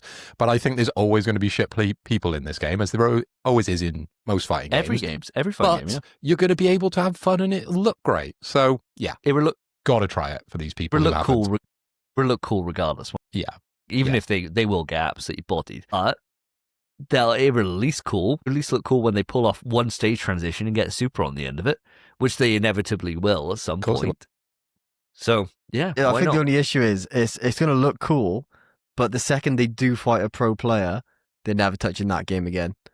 Because this is the kind of game where they've discovered touch of deaths already, and just the way the game works. There's unblockables, there's mix-ups. If you throw Cap's shield, throw it up so it comes back and overheads, and then you, as Doom is doing his tag move, then tag to Doom, teleport to the other side, it's a mix-up, and then Doom hits low, it's unblockable. And it's like, what the fuck was I supposed to do? You know? Is that Sonic Fox figuring that out? Because Sonic Fox figured out a lot as well. Yeah. So good. I watched a couple of Max's streams and he was just constantly talking about what Sonic Foxes found out about this game. And he was saying that this guy just seems to have this unique ability when it comes to fighting games, just to figure shit out much quicker than anyone else in the world. Right? So if you want to see the top tier Marvel Tokon, get on one of those streams. And he'll do amazingly well at it because he's an ex-Dragon Ball Fighters player. There we go. So he's going to do, he does well at pretty much every fighting game apart from Street Fighter. For some reason, he just can't play Street Fighter at a very good level. But in terms of anything else, you're talking any of the MK games or any of the anime fighters, he's up there. So yeah, keep an eye on him. And soon, hey, we're talking about doing the Evo trip.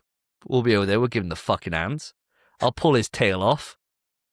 Little bitch. Yeah, pull his little tail off, call him a little bitch, tell him to go back home to his fucking little furry house. And trying to auto combo him. Yeah, and then hit him full squares, mate. Yeah, hit him full squares. You've never seen this before, you scrub. Oh, I got the flashy combo. Square. Oh, yeah. Oh, man. Well, with that absolutely monstrous what we've been playing section, which I thought we would be, I think it's time to call it and go into quick news, lads. Audience, if you've got any questions on any of the games that we've been talking about today, then there's a couple of ways that you can reach out to us. If you want to talk to me about Severed on the Vita and how to download it, whatever it is, or about any Tokon strategies for our teams, please write into the email psvtrust@gmail.com or hit us up on any of the socials, all of which are in the episode description. Go and check it out. We'd love to chat to you. Our Twitter's popping off with people messaging us and DMing us and stuff. Get in there, say hello. We'd love to chat to all of you. And with that, let's move it on to the quick news.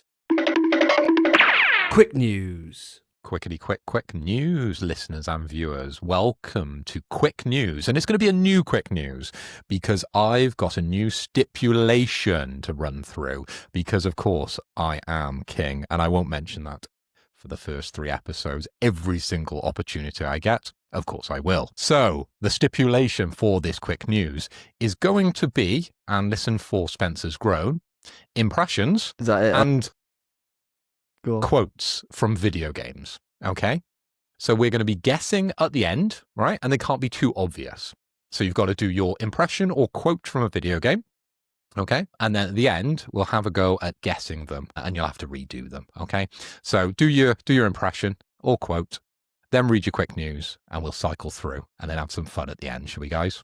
How does that sound? Sounds good to me. So peak to just drop on me, bro. Surely you've got an impression. I got one. I got a video game. I got a quick one that is a bit too recognizable, but we'll give it a go. Well, I'd imagine the first couple of it are going to be quite recognizable because you're thinking Especially off the top of your head. Yeah. But next episode, you'll have time to practice. You'll have those 2 weeks to look yourself in the mirror and, say your famous, I don't know. But I'll look up top 2 most obscure video game characters, I will not know. What they say. Hell yeah. Take it away, Spence. Let's have your impression or quote from a video game. And let's have your quick news for discussion. All right, ready? Whoa. Quick news. I hate that I know what that is. I hate that. I hate that. It's a great one, mate. I was impression and a quote. Love it, boys. Double whammy. So, first bit of quick news for me. Sony has announced Franchise Rewards, a new merchandise program that celebrates your in-game achievements, trophies, let's say, but I suppose they are achievements, with special collectibles, beginning with new rewards for Ghost of Tsushima, and there's just a few rewards. So you can get a pin for getting the Platinum Trophy. It's a Living Legend pin. And you can get Ghost of Tsushima Mono no Aware Gold Trophy t-shirt pre-order, which I think you get for having that specific trophy in the game. So now it's actually a way to benefit from earning your trophies. However, it's not what I would quite like if these were free, but it kind of just gives you access to a new market that you can buy from. But I'm going to come across to, I think I know how Davey's going to feel. So I'm going to come across to you, Phil. how do you feel about this new kind of thing the PlayStation are doing? Because you always seem to hate this kind of stuff. So what do you think about it, mate? Especially since you're not so much of a trophy hunter. Well, Spence, you should know how I feel because we discussed this on the State of Play, didn't we? Yeah, mate. And we talked about this program being very targeted, shall we say, towards you guys. This is for your trophy hunters to basically show off. So when you're at a party and, other people are talking to girls and talking to their friends, you can be stood in the corner with your, Returnal t-shirt on, and no one else will understand why you're wearing a Returnal t-shirt apart from you, because you got the platinum for that game, haven't you guys? So you can show off. And still people won't care. So true. I was thinking, mate, if you're at a party and you're showing off with your little pin, I think. Well, Davey whips out his phone and shows people, the amount of trophies he's got. Look at these. Yeah. This is what I was thinking, bro. This is the new meta now. Is like, when you see people that go to Scouts and they got all their badges on like a little I was wondering where you were going with sash, but yeah. Yes, yeah. Little I sash. used to go platinum clubs, I did. sash. You got your platinum sash, bro. I go out and that's a panty dropper right there. You'd be like, this is the Wolfenstein one. She's like, holy shit. So you got proof. Because you could only get that pin if you got that platinum. So, or you buy it on eBay. Yeah. Yeah. There's a flaw here, and that's what I was going to bring up. That say Spencer, he gets his Ghost of Tsushima t-shirt. He gets a bit bored, a bit disillusioned with the franchise after playing Ghost of Yotai. It doesn't live up to his expectations. And he thinks, I need to get rid of this t-shirt. Puts on eBay or Vinted. Then someone like me, who wouldn't have the platinum, picks that up. And then like, hey ladies, look at me. I'm a platinum king over here in my Ghost of Tsushima t-shirt. Yeah, it just doesn't work for me, guys. It's just another reason to sell merch, right? Bro. Just let me buy merch if I want to buy merch. I don't need to get a platinum to buy a gold-plated Death Stranding t-shirt, do I? I'd probably want one. The only argument I got, right, the only one that gives this a little bit of shine is that one thing this will do is this will stop scalpers. So, because there's no way for them to be able to get it without a linked PlayStation account with that trophy. So it will eliminate the scalper market for this kind of thing. And that's good. Now, do I think there would be a scalper market for a pin in the t-shirt? Absolutely fucking not. Absolutely not. And am I interested in this shit for these items? Oh, don't give a fuck. I don't collect pins. The amount of pins that I've been given or won things, and I've just either given them to Cassian or binned to them, because what the fuck do I need pins knocking about for? I don't care. On your sash. Oh, Come yeah. on. Well, I'm not really going to go and do Platinum that. Like, sash. even as much as I love platinums, right? And, I've got 145 of them these days. Really? I don't need sash to go out and do it. I don't need to. The phone works just fine. But Crazy. what I do like about this, right, is that I like the idea for the future. In that what I would prefer, and it's just what I've thought about this loads of times, and they've just never done it for some reason, and I don't know why they don't do it. Just give me an option to buy a real life platinum trophy for a game. Like, why isn't there just, they've got a platinum pin? What are those? From the PlayStation Store, engraved with the details of the game and when you achieve that trophy. Yeah, that'd be nice. Done. And your name on it. Yeah. That's... Even I agree on that one. I think that's a no-brainer. I know you can go around the houses and get it done at custom one of those made, but trophy shops, with the football man, and you could probably get your trophy engraved in those places. But to actually get it officially from PlayStation, it's like your stamp of approval, some physical media to prove that you've got that platinum. It might be slightly more appealing.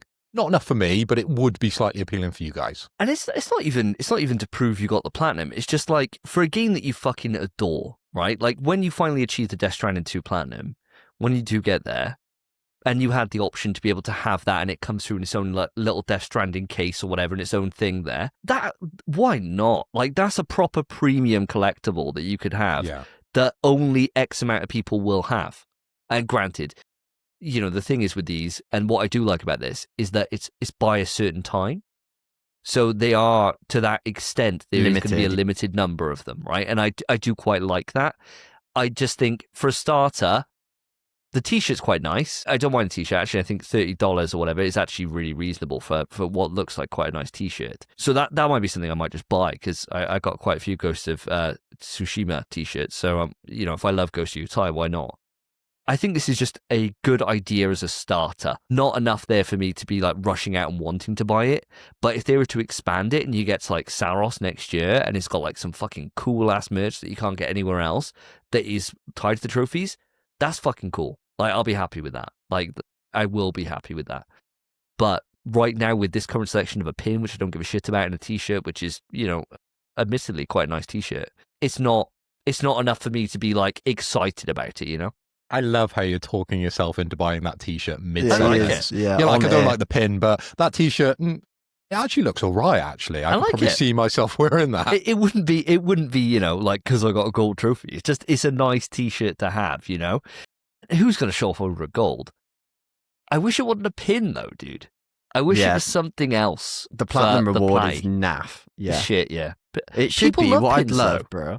If like an exclusive handset, bro. Like 80 quid or something, exclusive DualSense That'd or be cool. something. Be Just so sick. Or even just like anything- plates. They've stopped doing plates, really. Just like exclusive plates you could get. Fuck. Yeah, just a skin, fucking wallpaper for your PlayStation. That'd be nice. What, Like £4? they used to do it back in the day. They used to be like on PS4, I think it was, when you got was it PS4 or PS3? One of the two. And when you got a platinum for stuff, you'd get an email come through. Congratulations on your platinum. You've embarked on a great journey. Here's your code to redeem this for even an avatar or something like that. That was cool. Spider-Man did that on PS4. Yeah. I And remember. I had that avatar for a long time. I think this is a good idea as a reward scheme. Needs more work at the moment. And I think it's one of those things that will watch this space, but I'm not adverse to it. And I suppose that's a good start for 10. Yeah. So I think I'm the same mind. I think it's a good idea. I'm keen for it. Or it's an idea. I don't even think it's a good idea. I think it's an idea that people have had, and I'm keen for it, but it hasn't come out swinging. There's nothing. I'm not going to go rush to Platinum Ghost of Tsushima now before January 1st, 2026. That's not happening for this little fucking pin. 25 quid for a pin as well is egregious.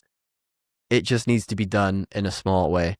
And if the exclusives are good, even like, say, Ratchet and Clank, like a nice Ratchet and Clank bomber jacket or something, like that'd be class. It doesn't even need to be that crazy of like handsets or stuff. If the merch is good, it will make people play those games for that stuff. And I'm down for that. Question before we move on, guys, and this is for both of you to answer, really. Is this reward system an improvement on the last? Because you guys absolutely love PlayStation Stars as a reward. Would you say if PlayStation Stars continued and then this one was an option, which one would you want? Would you want Stars or would you want this new t-shirt pin reward system? You take it first, Spence. Sure.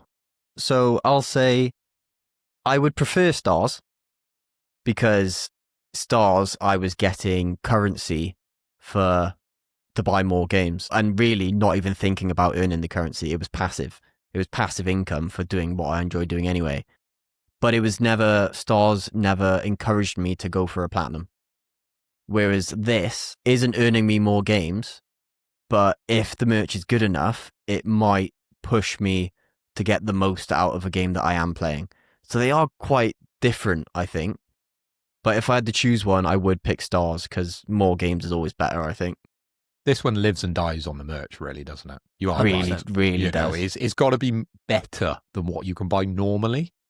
You know, as someone in marketing, like, you want your best products to sell. So why would I limit my best products? Do you understand what I'm saying, right? If I've got t-shirt A, which is a 10 out of 10, I've got t-shirt B, which is an 8 out of 10, but t-shirt A is the platinum t-shirt, so you have to get through a barrier to be able to buy it. Surely I'm limiting sales. Yeah, 100%. 100% you are. I think it's just one of those things, isn't it, that they do different deals with different companies for different designs and different things that they then own, right? So they license that from PlayStation. So I'm thinking like Insert Coin, they license that from those people. So they pay to use that license and to give them a portion of their profit.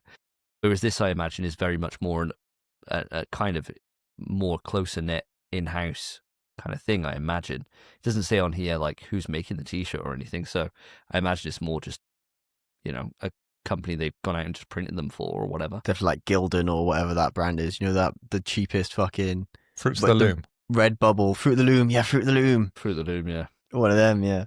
That would suck. Yeah, I mean, to answer your question, Phil, Stars gives the cash, as Spence is right. I think the other half of Stars that none of us and no one give a fuck about is the digital collectible side of that. So if it was the digital collectible side versus the physical things I have to buy, I'd take the physical things I have to buy every damn day. But when you're getting free money and getting stuff, that's obviously superior. I think with this, we should judge this in about a year's time. I think with this service, where you've had enough kind of big games come out and we can see what they've done as part of that reward system. And then from there, if it's always a pin in the t-shirt, then fuck this off, right? Yeah. I'm never really going to bother with it. But if they are different for each game and there are like more kind of premium things that you can only get as part of that, then yeah, I think I'd probably more lean into this. But I think it just needs that time for us to be able to see what they do with it. Yeah, let's review it when we're announcing the next reward system. Because I can't see this lasting very long, I'll be honest with you guys. No, couldn't agree more. No, you're so right, man. I hate being right. Right, well, with that done, Davey, let's move it around to yourself. Give us your first impression or quote from a video game. Fear the old blood. Quick news. My first one is something that I was actually very, very excited about and something I didn't think about. And that is my game of the year from 2024, Pacific Drive, has got an expansion coming out later this year. And that's called Whisper in the Woods, right? Now, the news with this so far is that it's an 8 to 12 hour add-on campaign. And with it, it's more horror focused. So it's more spooky. It looks, the trailer is actually like, gives proper horror vibes. And the game itself had those vibes in it in certain areas. And there was moments where it was really stressful and things like that. And personally, I don't give a shit about the story for Pacific Drive. I never did. Just didn't care with it.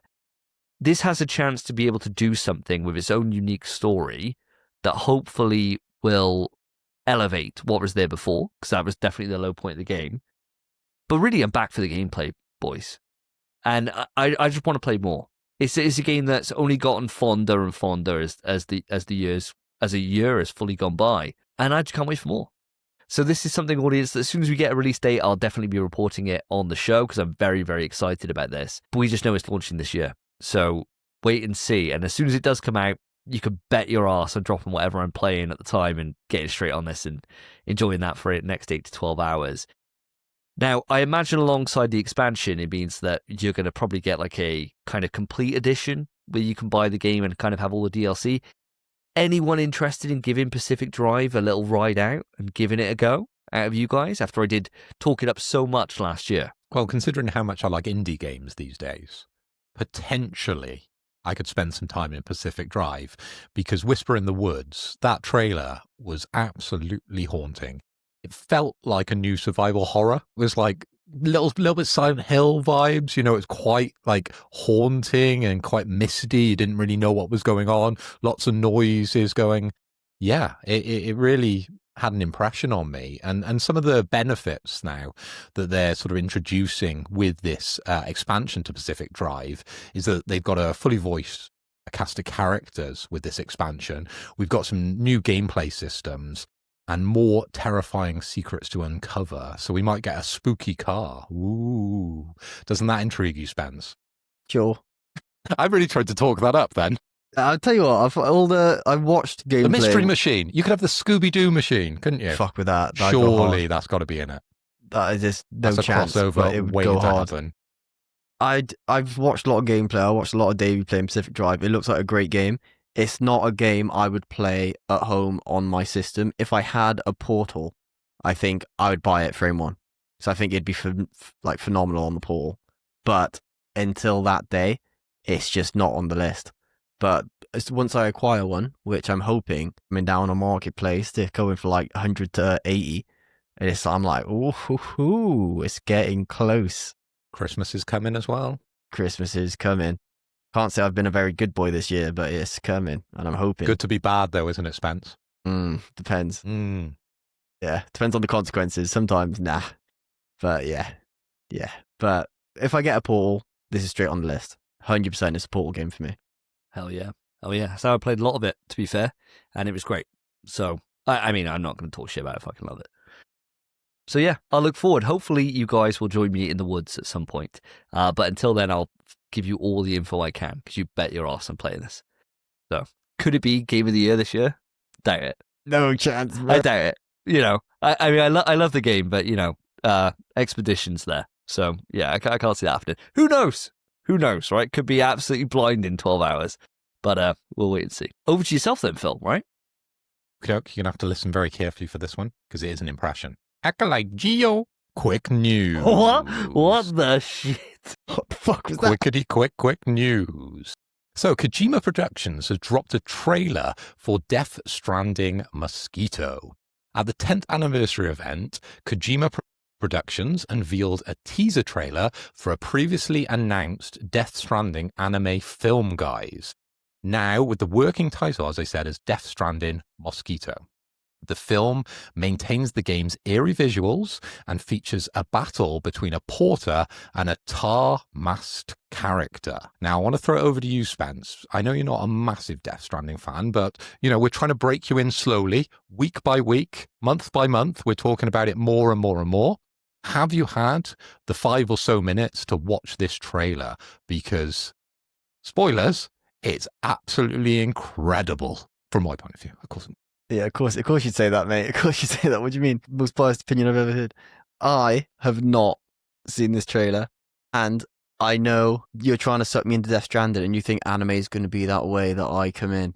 Bro, I haven't watched any anime in like a year. I'm so off the wagon. I'm not doing anything. I think, Davey, I recently asked for your Crunchyroll. I signed in, watched nothing. I haven't used it since you gave it to me. Wow, dude. So I've been so far off the anime train for ages. So this, although it should entice me, I'm not who I was, man. I'm not playing games and not watching anime. I'm just out playing golf, man. He's broken, bro. You're broken. Ryder Cup was class the other day, if you lads watched it. No, mate, no. I was too busy watching Solo Level in Season 2, mate. Like a real man. As well. Sungjin. Yeah, mate. Class. Well, with that, I might as well jump in. Yes, I've watched it, Phil. Nice. Fucking brilliant animation, wasn't it? Oof. Absolutely brilliant. I watched it when I was on shore. So I was at a bar. Sounds like you're a sailor, doesn't it? Well, I was for 2 weeks. I was. I was, thank you. Took plenty of Aye, seamen. Captain. And so, yeah, I watched it just while I was having a beer. And it was, I don't have a clue what's going on, as nobody will. And I'm sure that when we watch it, we still won't get it. Just as what is the Death Stranding way. But animation-wise, it was brilliant. And the fight choreography was excellent. So it did what it needs to do in terms of getting me interested to watch an anime about Death Stranding, about people walking and delivering things. So I don't know how it's done that, but it has. So it's a success as far as the trailer goes for me. Definitely got me intrigued. Yeah, completely agree. Obviously, we theorized a little bit, didn't we, on a previous episode of where they're going to go with these new announcements of Death Stranding, because obviously he's trying to broaden it out into other medias. And we know Kojima is a big film nut, and we knew an anime was coming. But we were thinking, where's he going to place this? Are we going to see it in the same world as sort of Sam and the characters we've grown to love and sort of care about throughout our 100 or 200 odd hours that we've probably spent with them over Death Stranding 1, Director's Cut, and now 2. But introducing this new Tarmac character, and it very much seemed like within this trailer that he's the person you sort of feel for, as opposed to the porter, which is a sort of flip of how you would feel in the games. You're sort of on the porter's side as opposed to anyone using or, anything to do with the tar side of things. But interesting. And yeah, it was an obviously a big slam dunk for me. And yeah, I can't wait to see more on this one. And I'll be, well, wherever I can see it, I'll be there straight away, first in the queue. Hell yeah. Hopefully we'll have a good chunk of it, I reckon, at the Game Awards, right? That's where you'd expect to see something next, I imagine, if not before. But I imagine that's when they'll start talking up when we're looking at it coming out and stuff like that, which platforms, kind of more information. It's a slam dunk for Kojima. I mean, what else are you going to talk about? Yeah, nothing else. Director's cut of 2? Already. Yeah, probably. Add in the Roadster. That's what the game's missing. Yeah. Is it not, by the way, is it not surely going to come out on Sony Pictures Core? Do they own the IP, though? It's just a good question. Probably I don't not. know. I don't know if they do. I highly doubt it, actually. I highly doubt it. Yeah, I was thinking I doubt it. Actually, I'm 99.99% sure they don't own the IP for it. I wouldn't go hundo on it. If it was a big quiz answer, I'd be pretty confident I'm right. Yeah, I know what you mean. Well, we'd all be pissed up. Of course, we're always confident in what we say on a big quiz. Mate, not by the end. I could barely speak English, bro. But yeah, I would say probably not. I imagine it reeks to me of a Netflix thing. Yeah, I suppose, yeah. It just reminds me of Netflix. I mean, if they're very smart, Sony, they got it on Crunchyroll. Yeah, because then they're getting the revenue regardless. Yeah, if they're smart. But we'll wait and see. I imagine you'll see more by the end of the year, Phil, for sure. Hopefully. It did remind me a little bit of Castlevania. The way that's animated. Yeah, and of course we saw that in Netflix, didn't we, I believe? Yeah, it is Netflix. But of course Elon Musk has got this huge thing against Netflix. I don't know if you've seen lately, where he's trying to get everybody to cancel Netflix for said reasons, which none of us agree with. So we'll see. We might not have Netflix by the time this comes out. Well, I tell you what, it would take a lot more than Elon Musk to pull me away from the finale of Stranger Things. Yeah. So it's that woke agenda, mate. Mate, they could literally kill children on Netflix, and I'll still be tuning in at Christmas time for the finale of Stranger Things. Nothing could get me away from that. Literally nothing. They could do whatever. And the most egregious shit ever. I could still be like, separate that from Stranger Things. Stranger Things is its own thing. Yeah, art from the artist. I'm still back. Art from the artist. I'm still back, bro. I'm still back.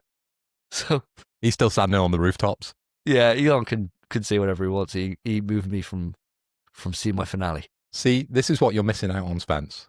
Being off Twitter. That's You're fine. missing out on all this craziness. I don't even know what Elon Musk said.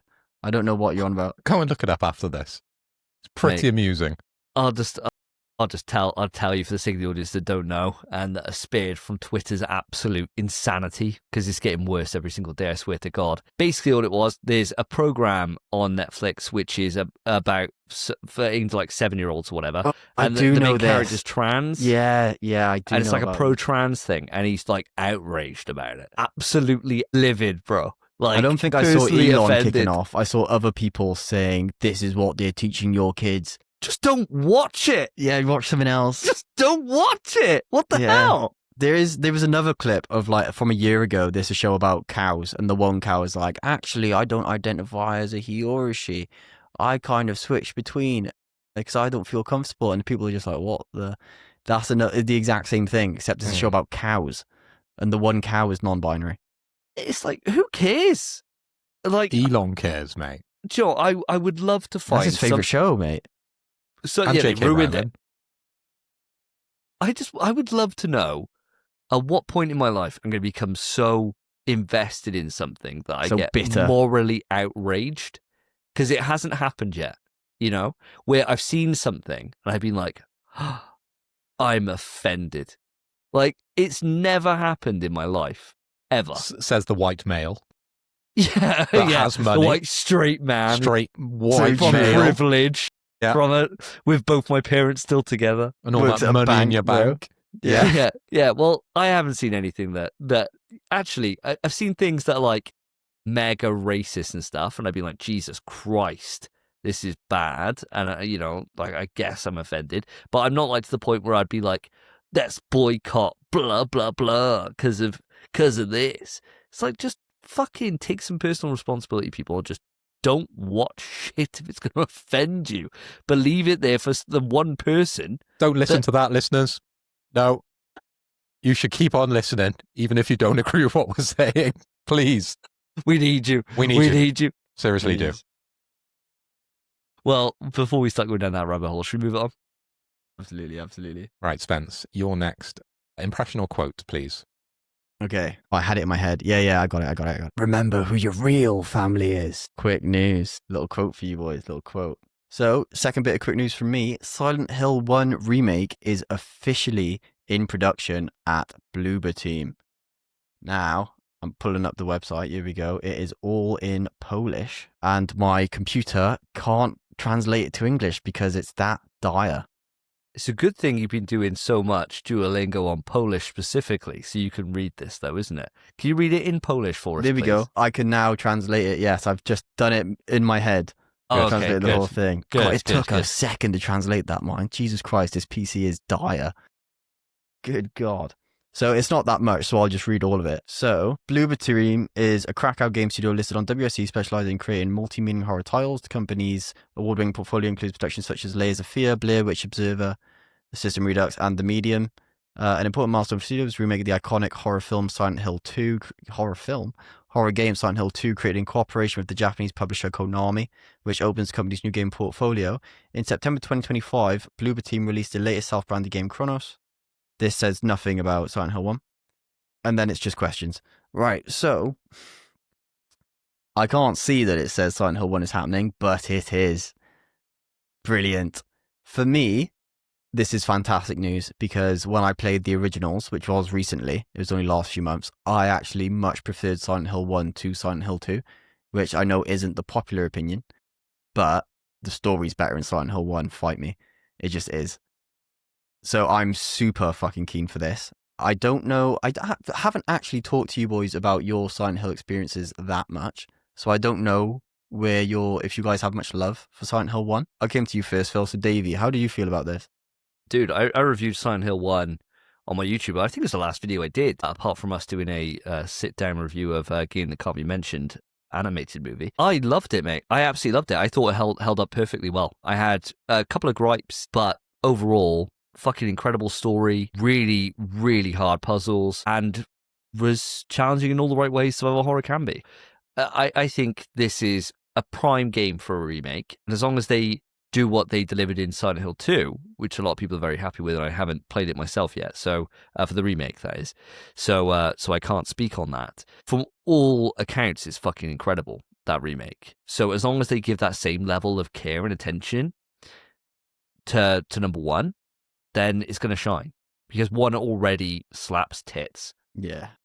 They could only really fuck it up, which, going by their past track record, isn't going to happen, right? Like, they did such a good job with number 2. There's no reason to believe that they would. So I'm over the moon with this, and I would fucking love to go back. I only played it maybe a year and a half ago, and it was superb. Like a solid 9.5 out of 10 experience. Like, high up on the PlayStation 1 best games for me. I couldn't agree more. I want to go back to the original already. I wanted to after we beat it so I could play it myself, but I just never did. I'd love to one day, and maybe this is my way to do it. Phil, how do you feel about it? Are you excited for this remake? Yeah, I just want to echo pretty much everything Davey said. You know, I'm a huge fan of the series and the IP. I have the remake of 2 on my shelf ready to play. And it's quite nice now that Bloober Team did such a good job that they can go back and make all the games. You know, we're seeing this trend a lot now. Obviously started famously, I suppose, with the games that cannot be mentioned. Obviously other people have done remakes, but that one really brought it into the kind of limelight, if you like, and became the trend to go back and do a really good job on previous games. So yeah, really, really looking forward now to actually getting into Silent Hill 2. And maybe by the time I do, Silent Hill 1 will be there waiting for me to play as well. Absolutely bloody brilliant. So I have combed through this now with, Control F, search, and search Silent Hill. There's literally one thing it says in regards to Silent Hill 1, and it is a big Q&A. So someone says, what are the current projects going on at Bloober Team? And they said, we have 2 first-party production teams, one of which is working on Silent Hill 1 project, and the other has started work on the next project. 5 projects are currently being implemented as part of the second party. So that is bare bones all the information we have, but it is confirmed to be being made. So exciting times, and I'm sure we will talk a bit more about it when we see something. But as it stands, it's just a bit exciting. Not much else to say, really. But with that, Davey, very quick news, that one. Davey, round to you. Give us your next one. King, I want to ask you a question on this. Can I do a collection of quotes all from the same game? Because I think it will enhance it. I'm going to say yes. Okay. Because it might give me a little more chance to actually guessing some of these. Because I've just realised I've kind of fucked myself, really, by this choice of game. Because you two play a lot of games the same. Okay, there's a lot of crossover with me and you, Davey, if we go back. But modern day stuff, generally you two play the same games. I play quite different games. So maybe I'll struggle, but we'll see. I like drinking. I think you'll all get these anyway. Word. What could it be? I wonder.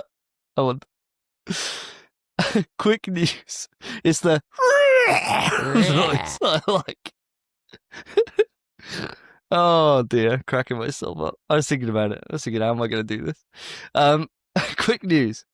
Shouldn't have EA has announced it plans to be acquired for $55 billion by a consortium of investors led by Public Investment Fund of Saudi Arabia. Now, this article is a little bit old because it actually has been fully acquired now by Saudi Arabia, which is mental, right?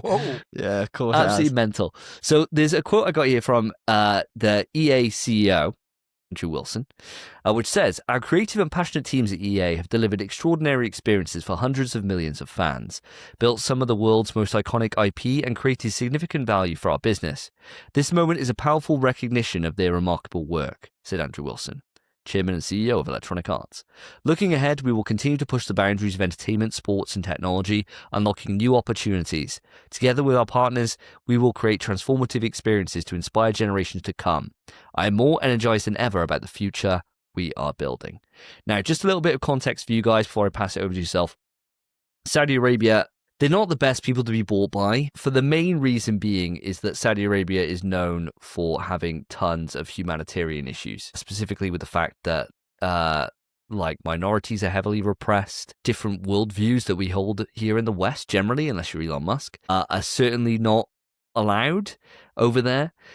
So it's not exactly the beacon of countries that you want to be bought by.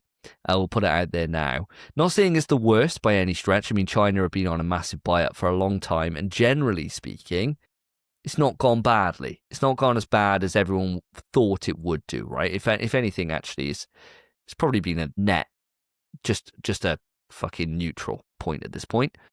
So I'm hoping that would be the best outcome here for Saudi Arabia. But it's EA. Right? They're fucking huge. It's just the same as like when Activision was bought or any of these other companies that you thought were too big to be bought, and it has just been purchased. What are your reactions? What are your thoughts? What do you think about the future of EA and what that could mean for its gaming output is now that it's owned by them? Spence, going to come to you first. Well, for one, I think who else was going to buy them? You know? 55 bill is such a ludicrous number, and I feel like it had to be the Saudis to buy them. I don't know who else would have even thought to do it. But I'm kind of fine with it because I don't really play EA anyway, other than Dead Space. Dead Space, I've played a little bit of the new Skate because it's free to play. It's fine. I'm not going to play it anymore. This is one of those things where I'm not that bothered. Just to put it out there, a couple of games that we do play by EA are the Jedi series. They're you're EA. About to play, yeah. Battlefield. I'm not that bothered Apex. about Battlefield, mate. Apex EA Apex as well. is good. Yeah, and Split Fiction and so there's and quite a few. Goes on. Like they're always that company that when you look back and you think, if any company you're going to throw shade out, it generally EA normally comes to mind. But they've actually not been that bad. Like the last, I don't know, maybe like 7 years. Yeah, maybe like that's what I was thinking as well. They've been good. They've not been bad at all, and they've been putting out like quality games. Sure, like they change from FIFA to FC, whatever they do now, but generally speaking, when they do come out with a single player title, like the remake of Dead Space was fucking phenomenal.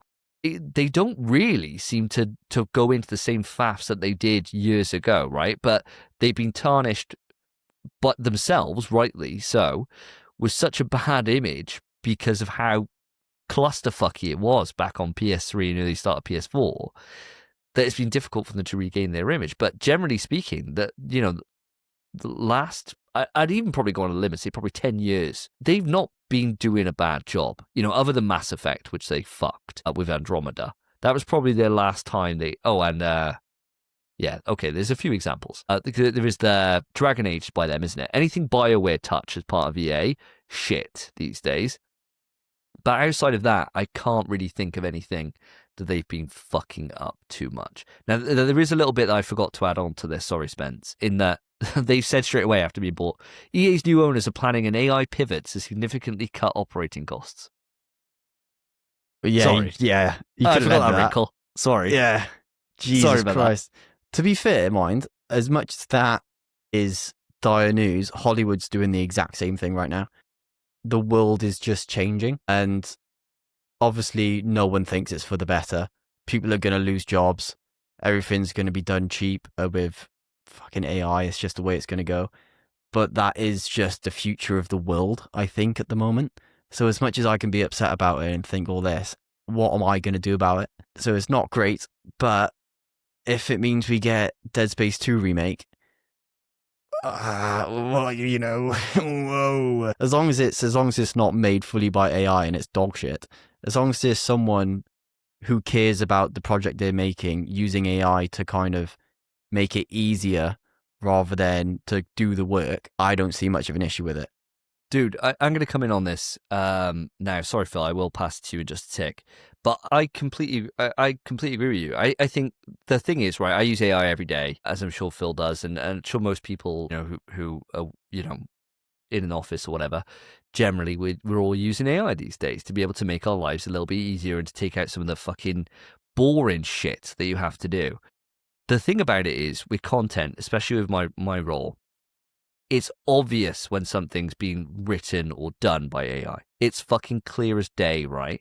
Even if you take out some of the things which give it away, like if you're using Copilot or whatever, it puts double dashes in for some reason, right? It just gives away that it's AI immediately. A game, if it's good, I don't, honestly, and I know this is probably a bad thing to say and fucking hate on me all you want in the comments, I don't give a fuck who it's made by.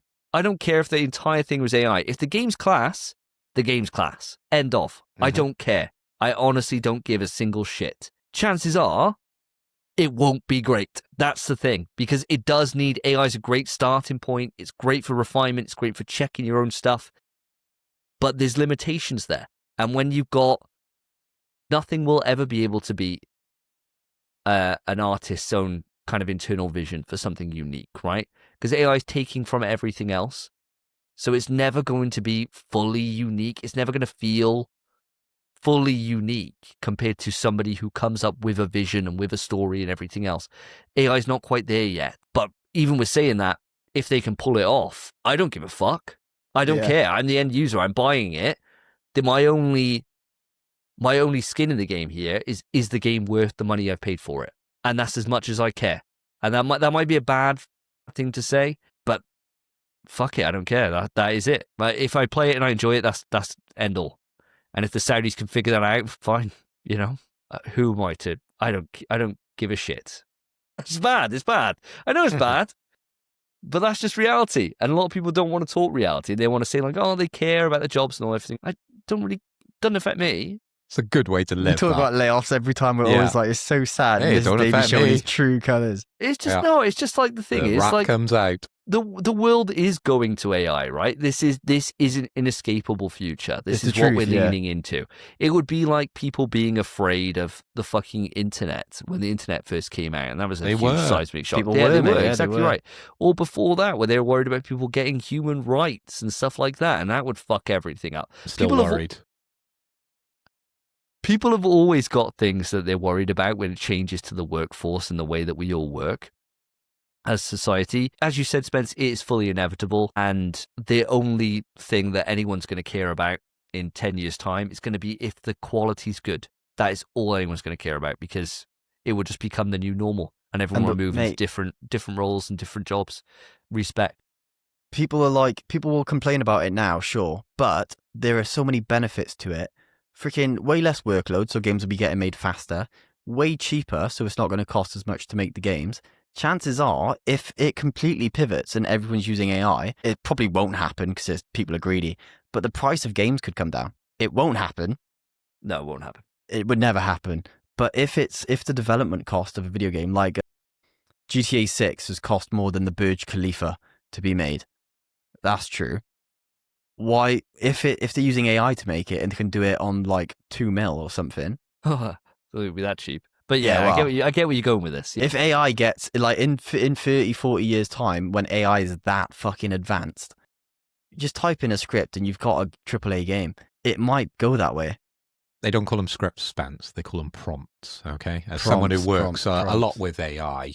And yeah, you guys are right. You know, the landscape is changing when it comes to AI and lots of new jobs are coming out. I heard one recently and it's called a prompt engineer. It's someone that uses AI for their role and writes good prompts. Now, put that in your pipe and smoke it for all these people that think AI is going to take their job away. It's just how the world is changing and jobs are changing and they change all the time. So this is the natural progression. Now, I'm not sure I agree 100% with Davey's kind of take on AI. I think, you know, there will be a time where the man in the middle maybe isn't required as much as it is needed now for AI to sort of govern it, to sort of move it forward. I think AI is definitely going to take up a vast majority of the effort that's involved in planning content, games, videos, movies, etc., etc., etc. And we're just going to get a wealth of more things to consume. And I think that's going to be more the problem. There's just going to be more out there because of AI. You've seen, or you probably haven't seen, the frequency in which you see posts now on Twitter, because so much of it is generated by AI. The content velocity, this is what we talk about in the marketing game, that has increased tenfold because of AI, and it's only going to get more in the future. But I just want to touch on the Saudis. Those lads are mad, aren't they? They got more money than sense. Just that oil money. They're just like, do you know what should we buy? Video game company? Yeah. Does anyone know one? Yay, are they still around? I think they are. Fine, we'll just buy those. Now, do you think it's really going to change a lot? I don't know. Unlimited money does change things. Look at football. You know, they had to introduce financial fair play because clubs were getting bought up by Saudi, you know, conglomerates, oil barons, and just changing the face of football. Look at Man City. They were outside the Premiership, and now, you know, they won it back to back to back to back. That's what money can do. So I'm all for it. Let's see a change in EA and let's see a positive change because they've got unlimited money before, as maybe we'll see in the future, financial fair play comes into these sorts of things when we're talking about video game companies. It'd be an interesting one, wouldn't it? If it'd be interesting to see over the next few years, because it would take a few years really for it to all kind of embed and see what changes have been made, to see what happens to EA, to see if we do get some more risk out of them. Because proof of concept, yeah, because they're not worried too much about, you know, the loss of revenue potentially. That could be a thing. Who knows, right? There are potential pros. There are some very potential consequences that can come from this. We could end up returning to EA of old, where it's just kind of slop and it's bollocks coming out. Who knows? Who knows, man? I mean, I'm not taking it as a positive in any stretch, but I'm also not taking it as too much of a negative either at this stage. I think I'm in very more that like kind of exploration, wait and see category. I don't know if you guys are joining me on that, or if you're very much going down one camp or the other before we move this on. Well, we have to wait and see because nothing's even done yet. Yeah. All they've said is we're going to start using AI. There's not even much else. In like 10 years' time, when the AI's figured out and 1,000 people have been laid off because the AI will do their work, then obviously cause a ruckus. That sucks. But if the AI's making great games, I'm still going to fucking play them. So it sucks. Terrible news. I'm kind of, good game's a good game. Don't know what you want from me. Yeah, I'm kind of same as you, man. I think that sure there's bad things, there's good things. We can't know yet. I think you're mad to presume that every other video games company out there isn't doing this. Yeah. But EA are talking about it because it's a good news piece. And they've just got $55 billion now to play with. Apex 2. That's all I'm hearing. Fully made with AI. Yeah. Made me spit on myself. Oh, Christ. With that, let's move it on, shall we? Phil, it's back round to you, isn't it? Yep, last one of tonight. So here's another impression which you're going to get immediately. Clang, clang, clang, clang, clang. Quickety quick news. So, to celebrate the first 30 years of PlayStation, this September marks 3 decades since PlayStation launched in North America and Europe, okay? So PlayStation, the first 30 years, they're launching a large format photography book, which comes out in spring. And you can bet your bottom dollar, and I can confirm I have pre-ordered it. It looks fucking awesome. It's going to be a nice keepsake for the shelf, and I've just bought a new house, so I might get a coffee table and leave it out in 2026. So when you boys pop over to have a couple of drinks and we'll play some Tokon Fighter, you might, when I knock you out of the tournament that we're going to have, flip through a couple of the pages of the large format photography book for the first 30 years of PlayStation, because as I said, it does look stunning. Also, though, they are releasing some trainers, guys. Now, I'm a big sneaker freak, and they are teaming up with Reebok to celebrate their 30th anniversary. They're releasing 3 sets of trainers, and I've got some release dates for you. Okay, so they're bringing out the Insta Pump Fury 94, only in Japan, and that's available on October 24th over at Beams. We've got the Pump Oni Zone 2, and that's for the US market. That releases on October 17th, and that's available at Concepts. And then we have the Workout Plus, which out of the 3 is probably the least one I'd want, but this is only available in the UK market, so I'll probably end up buying it. This is available on October 15th from End, okay? And as I said, yes, I'm going to try and get some. I'll definitely get the ones from the UK, and we'll see about the US and Japan, because I think out of the 3, the US is the one that you probably want. I'm going to throw it over to you guys. Which one out of the 3 would you buy if you could? Well, I'm pretty sure the US ones are the ones I'm thinking they are, which are like the high toppy. Yes. Yeah. The Pump Oni Zone 2s. I would like those a lot. I would want the Japan ones. The Japan ones look like my shoes that I have now, my No Two Ways. And I just like that style of shoe. They're so comfortable. Obviously, I can't speak for the quality of these, especially if they're bloody Reebok. But I think these shoes look really nice. UK definitely has got the, shit end of the stick. Worst one, I would say. But they are the most UK shoe, right? I think if you lined them up, you could put them by the country flags. And I think most people would go, that's an American shoe, that's a British shoe, and that weird one is the Japanese shoe. Yeah, 100%. So. You are right. I do like all of them, though. Well, I'd like the UK the least, but I do like them all. They're proper nostalgic. They look a bit dirty from the get-go, if you know what I mean. Like, they look like they've been worn, and I actually quite like that. They look aged, and I just think it's a cool little idea. I like when PlayStation do this kind of thing. I fuck with these shoes. I'm not going to get any of them, because I don't fuck with them that heavy.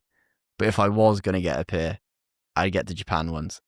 But that is not happening. They haven't said anything about price, have they? They have, yes. They have. Over on Twitter. So I can scroll through those when Davey's giving me some feedback, and I'll list those off at the end. But what I wanted to say to you guys is I had 6 people link me these. Wow. That's how much these are for me. That's Do you know crazy, because I wasn't one of them. Were you one, Davey? I think I shared in there. I think I shared into the chat. My brother straight away, Joe Thomas straight away. I had 6 people. I had Ash Dex over on Instagram. Lots of people sent me these trainers, so I have to buy them.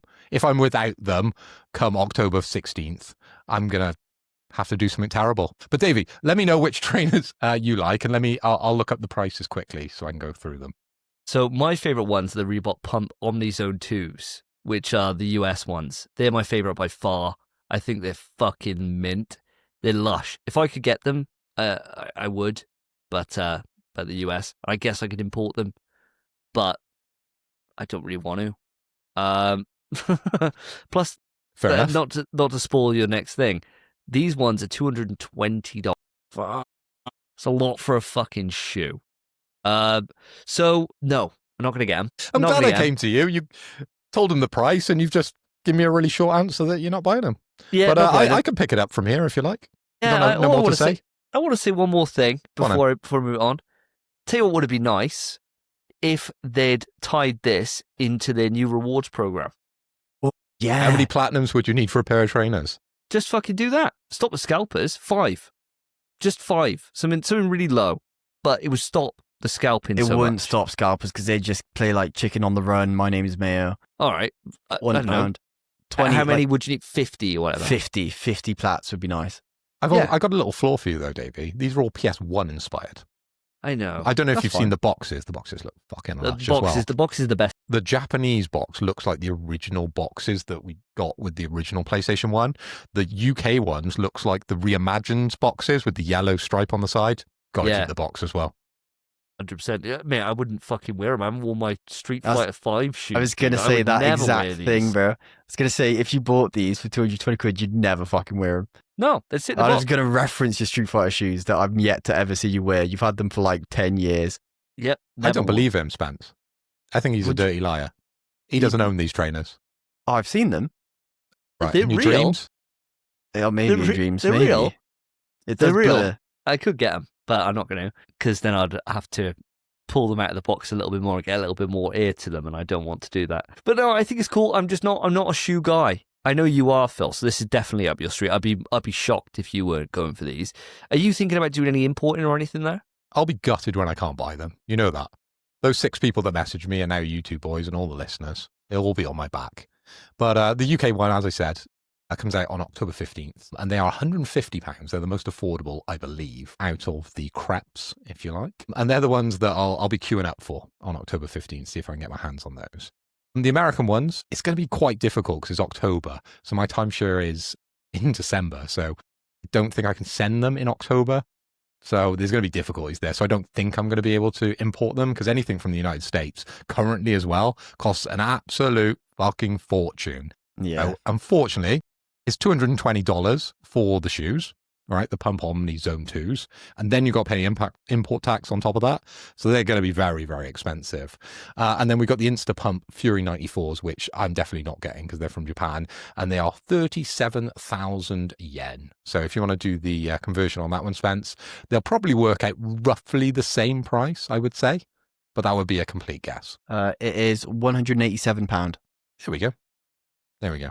Not bad. Not Wouldn't buy bad, 'em. but if you want to import them from Japan again, you're going to have to pay tax and all that types of stuff. So I'd imagine I'm only going to get my filthy little hands on the UK ones, but we'll see. I'll keep you updated.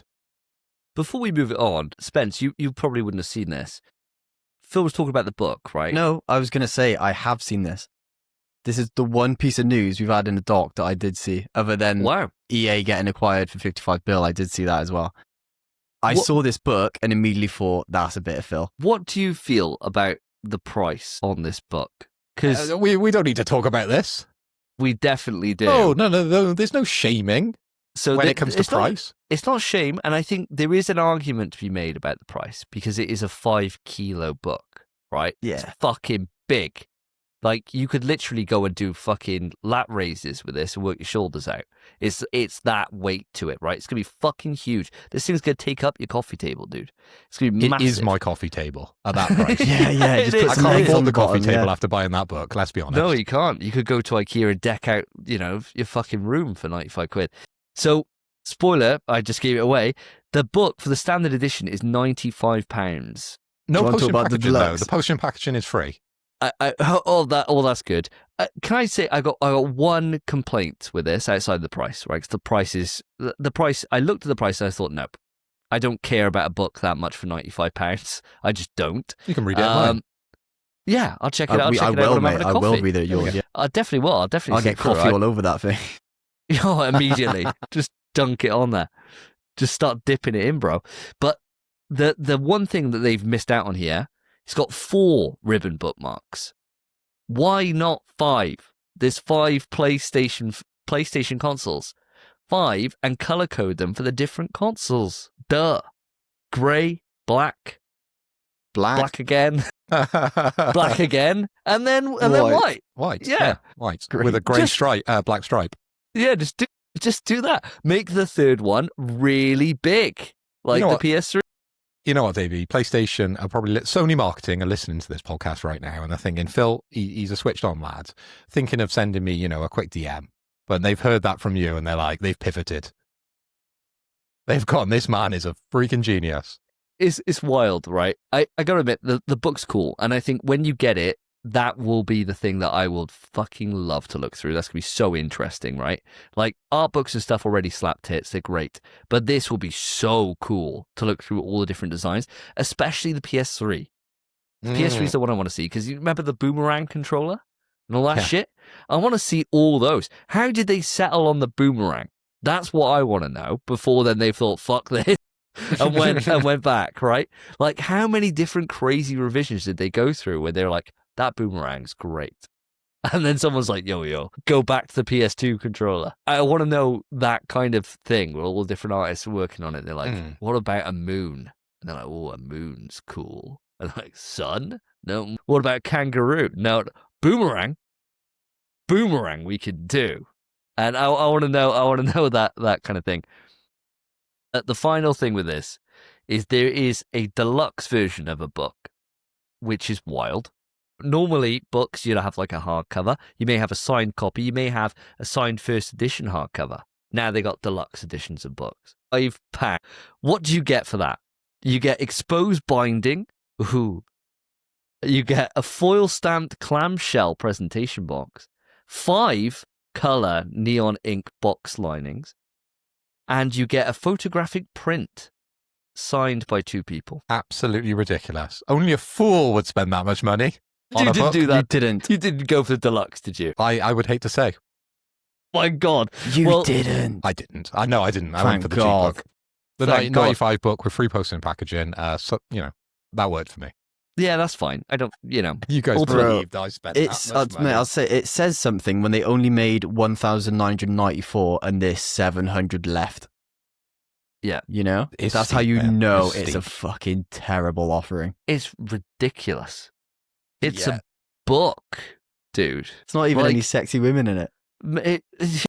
Well, they go back to the original PlayStation. Some of those booth babes, mate. Yeah, that's The true. Ridge Racer babes. Remember those in the day? I mean, yes. Oh, yes. That was good material for me as a young lad. I honestly cannot fathom how they came up with this price point. I can't. My mind does not fathom it. Like when people have items and they're crazy money, but there's one redeeming factor about it, or there's something, like it's a super high quality, or it's really Made of rare, Gore-Tex. or Like a whatever really it is. crazy expensive jacket. Yeah. Yeah. Whatever it is, you get it. This is the same book, just with a photo in it, an extra photo, and a different binding and a clamshell. That's it. Like those things individually probably cost pence to do, and they're like, chuck, an extra like 150 quid on it for this. Don't know a signature though, mate. They can Dude, cost a lot. signature's the big thing. Yeah. David Hayter was fairly expensive. I don't know who those people are. I was going to say, I've and never we heard run of a them in my life. PlayStation podcast, dude. Like, It's not Haruki Totoki? no. No. If it was like anyone that we like, these people obviously they've got to be designers or something, right? They got to be. Let me find the names. Hang on, where are the names? I can't say reality where you go 10 years down the line and it's worth 245 quid still. I can't see it go Limited up. edition, mate, though. Imagine if you had to get a certain amount of trophy platinums to get this book. Mate, this would be one of those things that, like, that people could just buy like my Horizon Collector's Edition now because they didn't sell enough of them. Yeah. Yeah, I was going to say, it's only This is limited gonna be one of edition those. It'd if be it 40 sells out. quid. Yeah, it'd be like 100 quid max or whatever. Like Yeah. where they just don't. They're just like, oh yeah, for a limited time we got it back in. It's now £100. And they'd be like, oh cheers, thanks. Yeah, I still wouldn't buy it. 100 I would. No. If you're not Why buying not? the £95 one, there's not enough on the deluxe one to even charge the extra £5. Mate, you'd be surprised at how much I could talk about that exposed binding if I had it and Phil didn't. That's Ooh. such cat, bro. Do you care about Exposed Till You Go binding. To and Benedict Turning me Redgrove that on. much? Calm down. But yeah, it's egregious. Anyone got any other thoughts on this deluxe version of this book? Can't believe they've done it. Oh, I mean, no, I love the book. I love the idea of it. I'd love to have it, but yeah, it's just bad, man. It's bad practice. That price is just, the art's really cool though. I do want this it. is the thing. And that 95 quid one is gonna look lush. Yeah. It will look lush and it will feel really premium and it will feel like, I think the 95 quid you feel like it'd actually be worth it, I reckon. Because, you pay like 40 odd quid for a book half the size that doesn't even weigh a kilo for the Art of Dark Souls, which I have. So it's only double that, but it's 5 kilo. That's big. So it's going to be, I think it's going to definitely be value for money for that 95. it's just that 245. I just can't get behind it. It's like when you get a collector's edition of a game and it doesn't even include the game. You know, Like every collector's edition these days. Yeah, no, all no. of I them. mean, like there's some Oh collector's my editions God. you can get where it's got everything, but not the game at all. Death Stranding. Have you seen those? Yeah. Like not where it's not like a digital. you don't even code. get a digital Well, code. you don't even get You the get digital. nothing. You get just goodies. My They mistake. don't do that as much anymore. There was like 3 years where they did that though. It was weird. Yeah, it It was was. bad. It's just bad. Yeah. It's absolutely egregious. But I think we spent long enough on this book. Cool for those that want it. I think this is nice. You know, more's. I'm never going to complain about more. I'd always complain about not enough merch, whereas more never a problem with me. And I'm happy for those that want to, you know, those 1,000 odd people or whatever who've gone out and bought that 245 quid book. If you need some financial advice, let me know. I might have a new coin launching soon. That I could put you in on. NFT. Mugs coin, yeah. Just Or- you go on there, put 245 quid on that. Or if you want to, if you're a big fan of the show, you want to just buy it for us, we'll open a PO box, send it our way. Yeah. Box. You wouldn't even send it to your house. I ain't Because took my whoever address. buys it probably would be strange. Yeah, I Yeah, check my yeah. address just on the podcast. No way. Wait, I know we'll open a Dave's PO address. box. I'll tell him that. You're nuts. Yeah, we'll leave that there. So we'll leave that there. So move it on then, Phil. What's happening now? What do we do? Okay, so Okay. we've got our list of impressions and or quotes. So I think we go through them one by one, and then we'll see if anyone can guess them. You know, hilarity will ensue. Spence, do you want to go first with yours, and me and Davey will have a go at guessing it? Sure. So the first one, this is the issue though, right? Because what if one of you doesn't know and the other one does know? Who guesses first? Do we do countdown? Do we say if we know it first?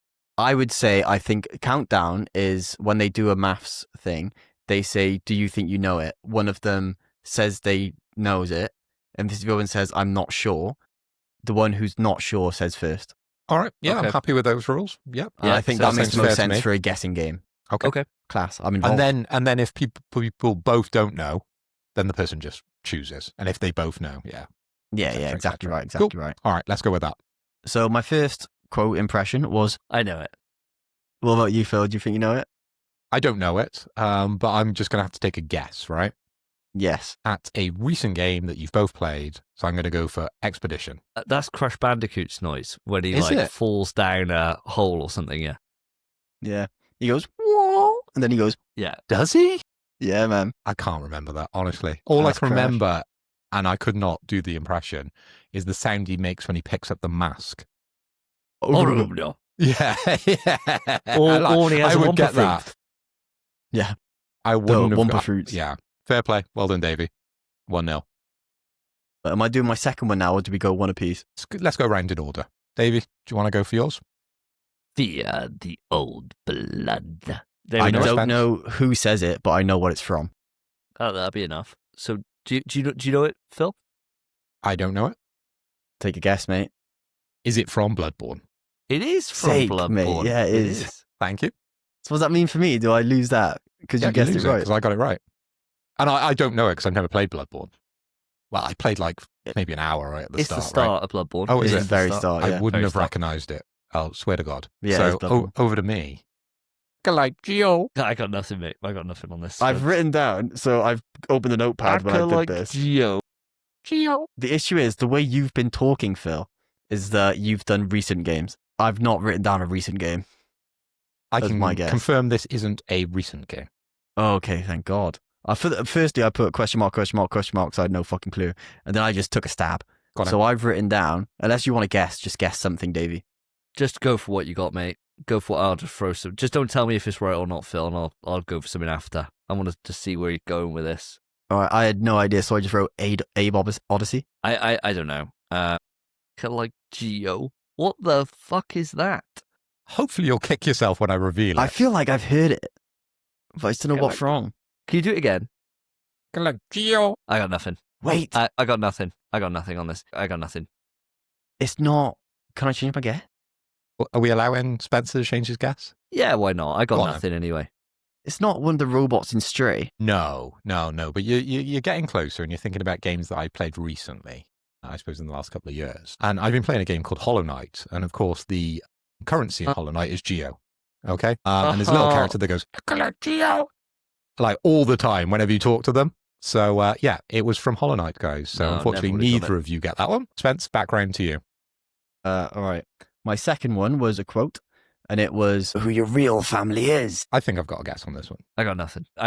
Honestly, I've got nothing. Go for your guess. I'm not gonna answer this. I got no clue. Literally none.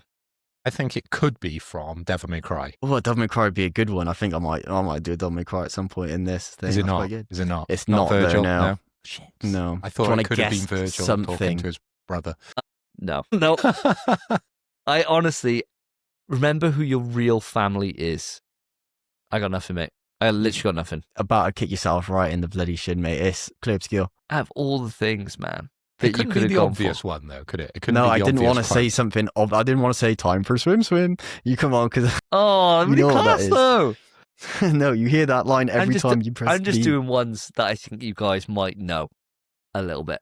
I was throwing some little breadcrumbs out there, helping out the boys a little bit. But I see where we're going. We're going a bit obscure. We're going a bit Clear. obscure. Clear obscure. That's fine. No worries. And then No over to you, worries. Davey, for your next one. My next one was a collection. Okay. So it included hits such as "Wed, Matador." That was a bad one. That was a bad one on that. I knew it the second you started the first one. I don't know it, but I'm going to go Guacamole. It's fucking Ari. It is. Was it really? Yeah, it is. Which, by the way, do I get punished for saying that? No, we don't. No, you No, don't. Clang, you can have the not point against for that one. Yeah. Okay, doke. So my last one would be clang, clang, clang, clang. I think I know what this is. I have a think. guess as well, but I feel like I'm wrong, but I have a guess. So I think you can guess because Davey thinks he knows. Okay, I've written down Deep Rock Galactic. Close. I would say Wow. quite close, actually, but no. I might be off then. I was thinking it was the crowbar on Half-Life. It is, yeah. It's the crowbar from yeah, Half-Life. of course it is. Hell yeah. Or the crowbar and Abiotic Factor. They're very similar. Yes. It yeah, feels yeah, like true. Abiotic Factor has just stolen all of Half-Life's assets. I'll tell you And what, just if put you them together didn't, in quite a nice game. if you didn't go clang, clang, clang, and you went clang, clang, clang like that, I'd have got it, I think. Yeah. Well, I didn't want to make it too obvious. I was thinking, well, in Half-Life, when you hit it, sometimes you're like this. Cling, It's cling, like cling, clink, cling, cling, cling, cling. And it's like hitting to the side and stuff too. Yeah. But it always makes a very distinctive noise, doesn't it? And it's the same every single bloody time, whatever you hit. Like Yeah, a bit of no matter metal. what's Ding, ding, ding, ding. Unless it's wood. Different. So where does that leave us? I believe Spence, I think you're probably the winner of today. And unfortunately, Actually, I have the scores. okay. So, Davey guessed one correct. No one guessed my other one. I guess two, right, didn't I? So, you guessed one of mine. Phil guessed one of Davey's. I guessed one of Davey's. And Davey guessed one of Phil's. So, Phil, you and I have one correct guess. Davey has two. Congratulations then, Davey. I guess it's a shot in the dock for me and Spence. Both of us, mate. Fortunately, we are the losers of Quick News. As always. Yeah, as always. But it makes it fun for the next one, doesn't it? I enjoyed that. That I was did good. enjoy it as well. I'll have to put my thinking cap on now that we got 2 weeks to prepare. I'll have to come up with some, Yeah. Top 10 most obscure characters in gaming. And they're close. Yeah, straight on I there. just have to think of games. I'll be scanning the trophy list of games you guys haven't played on PlayStation that I have played. I think let's try and make it games we've all played it Yeah. in some realm, in some think it capacity. Or should we be should fair. know. Yeah, something Yeah. that we should know, even Should if it know. is obscure. Clear obscure. And with that, let's move it on to the topic of the show. Stop! Topic time! And here we are with the topic, and today's topic is an absolute juicer. Last week, as of the day of us recording this, which is Thursday, the 2nd of October, we've just gone into the 3rd of October, so we've been recording for such a long time. A little bit peek behind the curtain there for you, the audience. I know you like that. You like peeking behind my curtain, seeing what goodies I got in store for you. Well, today's goodies are the state of play. That is what we're discussing. So the state of play was something that you guys were able to watch live. I watched it later than that. I watched it a couple of days later when I finally had internet, when I was back on shore. And I want to know your thoughts on it. I'm not going to go into anything. I was going to start spilling my guts, and I decided to lay it back, pull it back behind the curtain, you know, put my exposed bits away and save those for someone who's worthy to see them. So, Spence, I'm going to come to... Bro did an audio freaking one of these. I know. Do you like it? Strange. Spence, I'm coming to you first. Give me your thoughts on the state of play. Give me a rating and your top level thoughts. Okay, so top level, I thought opened strong. It kind of, I'd say it stayed strong, but it had dips and waves where it was kind of, you know, you get a game you don't really care about, and then something that was quite interesting. And then it started and ended with bangers. So, you know, it's quite hard to complain. And we got a look at some things aside from games, which I actually quite liked. I like when they announce hardware and stuff like that during these state of plays. I think it's always interesting to see what they're kind of working on behind closed doors, and it's cool when that comes to light. What do I rate this state of play? I can't remember if I gave it a rating. I'm sure I did. Oh, we didn't. Oh, I don't believe we did at the time. Thank God. That means I can say a different number and no one's going to call me out. Thank God. Yeah, because continuity is so important on this show. Absolutely, mate. Of course. It's what the fans care about. I think, what do I want to give it? I think I'll give it an 8, which I think is quite high. But I'll tell you what, I think it is. I'll give it an 8. 8 out of 10. Very nice. What about yourself, Mr. Hoy? Where are you going with this one? I think I've got to echo, again, a lot of those thoughts that have just come out of young Spencer, because I had the pleasure of watching this live with Spencer and reacting along.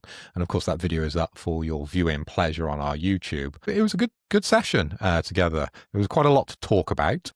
I felt it opened really, really strong with a game that I know you guys are absolutely gassed about. So I can't wait to dig into that a little bit further and find out your full thoughts on said game. But as the show went on, I kind of found myself drifting a little bit in, a little bit out. There were certain peaks, as Spencer said, certain troughs, as Spencer said. But the more I look back on this show, I think the better it gets. There is some absolute gems in here, and I'm not just talking about the way this show ended. I'm going to agree on Spencer's 8 out of 10. Because I thoroughly enjoyed it, and we got a great payoff at the end, and who doesn't like a happy ending? Exactly right. Everyone loves a happy ending. It's what we all want. You want to start strong, you want to end strong. Middle can always be a little bit sloppy. It's not what anyone remembers, right? My top level thoughts on this are I was lucky in that I'd only seen one spoiler by the time I actually came to watch it, because I made sure to not go on Twitter. But I opened up the web browser to be able to go and find it, and immediately I had an advert for something, and I was like, oh, brilliant, great, cheers. So it knew I'd be interested in something that was shown here. I'm not going to go into what at this point. I watched it through, and I've watched it through now 3 times because I downloaded the video and I was on a cruise and you need to poop. So I'm just going to watch it, right? So I watched it several times, and I think the pacing was phenomenal. I'm actually going to go a little bit higher than you boys. Not by much, but a little bit. I'm going to go to an 8.5. And I'll unveil more of my rationale towards that as we discuss. But the way we do these, audience, this is your first time joining us where we discuss a state of play or a conference or anything like that. We do it in a very unique way in that we pick 3 games each, and we do a very classic childhood game that you would play on the playground when you're in secondary school, and that is a shag, marry, kill. So we look at the games here and we say, which ones are we going to shag? Which ones are we going to be in there for straight away, have a good time with, not going to be in there for a long time? Not going to be one of those games that you look back on very fondly, potentially in 20 years' time. It would just be a great experience at the time. Sometimes there are those people that are just the shags, but you still look back on them very fondly, right? That does happen. It can go the other way where you get in and you never want to talk about it again, right? It can go either way with a shag. You get your job done and you get out. Yes, you get yours. That's a shag. A marry is someone that you're in it for the long haul. Might not be forever. Not all marriages end happy. It's something you're confident with walking down the aisle for and professing your love in front of your friends and family for. That's a marriage. Kill says what it is on the tin. Put it out back. Put it down like old Yeller. Just get rid of it. Doesn't need to be there. Doesn't deserve to exist. Waste of our goddamn time. Those are our kind of categories we go down. So let's kick it off. Spence, we always start with yourself. Today's no exception. Give me a shag. All right, my shag. Oh, I feel like I'm kind of struggling for my shag because I know what I want to say for it, but I feel like I might nick it from Phil if I do, which, by the way, I'm happy to do that. But there are other things that just could be there. I'm just going to trust my gut and just say it anyway. My shag is the PlayStation wireless speakers. Wow. Okay. Yeah, Wow, because okay. the only reason I'm not marrying them is because there's no price. So I don't know how much they are going to be. But I don't have good speakers. I've got some really cheap Logitech speakers that are trapped to my desk because my desk is screwed into the wall. So the wiring's just behind them. I cannot move them if I wanted to. I have no choice. They live where they live. Whereas these new wireless speakers, Sony, are fantastic at audio. They always have been. They're always like top level audio. My Pulse headset, sure, they're a bit frail, but the audio quality is fantastic. And I've never wanted to upgrade because it's just so fucking good. If these speakers are just brilliant speakers, you wouldn't just use them for gaming. You just create a surround sound system in your home with them and you can use them for fucking anything. I think gaming aside, they're just a cool bit of kit. And if they're at the standard of Sony's other audio, hardware things, brilliant. I think they look sleek. They come in 2 different colorways. They look nice. As long as the price isn't absolutely abhorrent like the book they just released, then The special edition of the book. The standard book was fine. it's still a bit egregious. But yeah, the deluxe was outrageous. But as long as it's priced decently, like the headsets are always actually priced quite well, I think. And a lot of the audio kind of devices are priced well. If this is at a good price point, I could be full well marrying this. I think this is great. And it's the kind of thing where when I eventually move out of my own place, I think I would have these and use these. Fair enough. Phil, you have a nice surround sound setup in your house. You got the Atmos, right? The Atmos setup, is it Dolby Atmos you have? I don't know what you have. So in the living room, we got the You got surround sound Sonos system. I know what you got. Sonos. On my that's all. PC, I'm much like Spence. I'm trapped in the past. I have a pair of, I think they're from the 90s, my speakers. They're Logitech 2.1s, and they are THX certified Logitechs. Wow. I looked them up the other day because I've been doing some general upgrades to my PC. And I asked ChatGPT, what speakers now should I be upgrading to? And to be honest, there hasn't been a lot of progression when it comes to sort of speaker technology, unless you are, a speaker nut and you live on that higher echelon where you can spend thousands of pounds. Okay. Like the whole system downstairs cost a fair bit, but that's for TV, everything that we do, listen to music. On my PC, I just want a very simplistic 2.0, 2.1 system. So these speakers from Sony did pique my interest a lot. And Spencer is right. They may or may not have come up on my list. Probably not, actually, because I've done a little bit of research into these speakers. And I'm worried the same as you, Spence, around the pricing issue. But for my use case, I would want to use them on my PlayStation, because I have a PlayStation next to my PC. I have the OG PlayStation 5. I would want to use it on my Portal, tick. But I'd also want to use them on my PC. And these speakers, they are wireless speakers. I don't understand the reasoning for them wireless. They do have docks, but that's only to power them. But then you need the PlayStation Link, a lot like you do with the headset, to plug into your PlayStation. So if you're using it on a single device, and Zubitech over on Twitter let me know about this because I did question him because he's pretty up on this technology side of things. If you want to use it on multiple devices, you've literally got to take that USB out, plug that USB into the next thing. So if I'm swapping between my PlayStation and my PC, like I do quite often, I'd have to take that USB out, plug it into my PC, reconnect the system before the sound comes out. Now, that isn't a great system.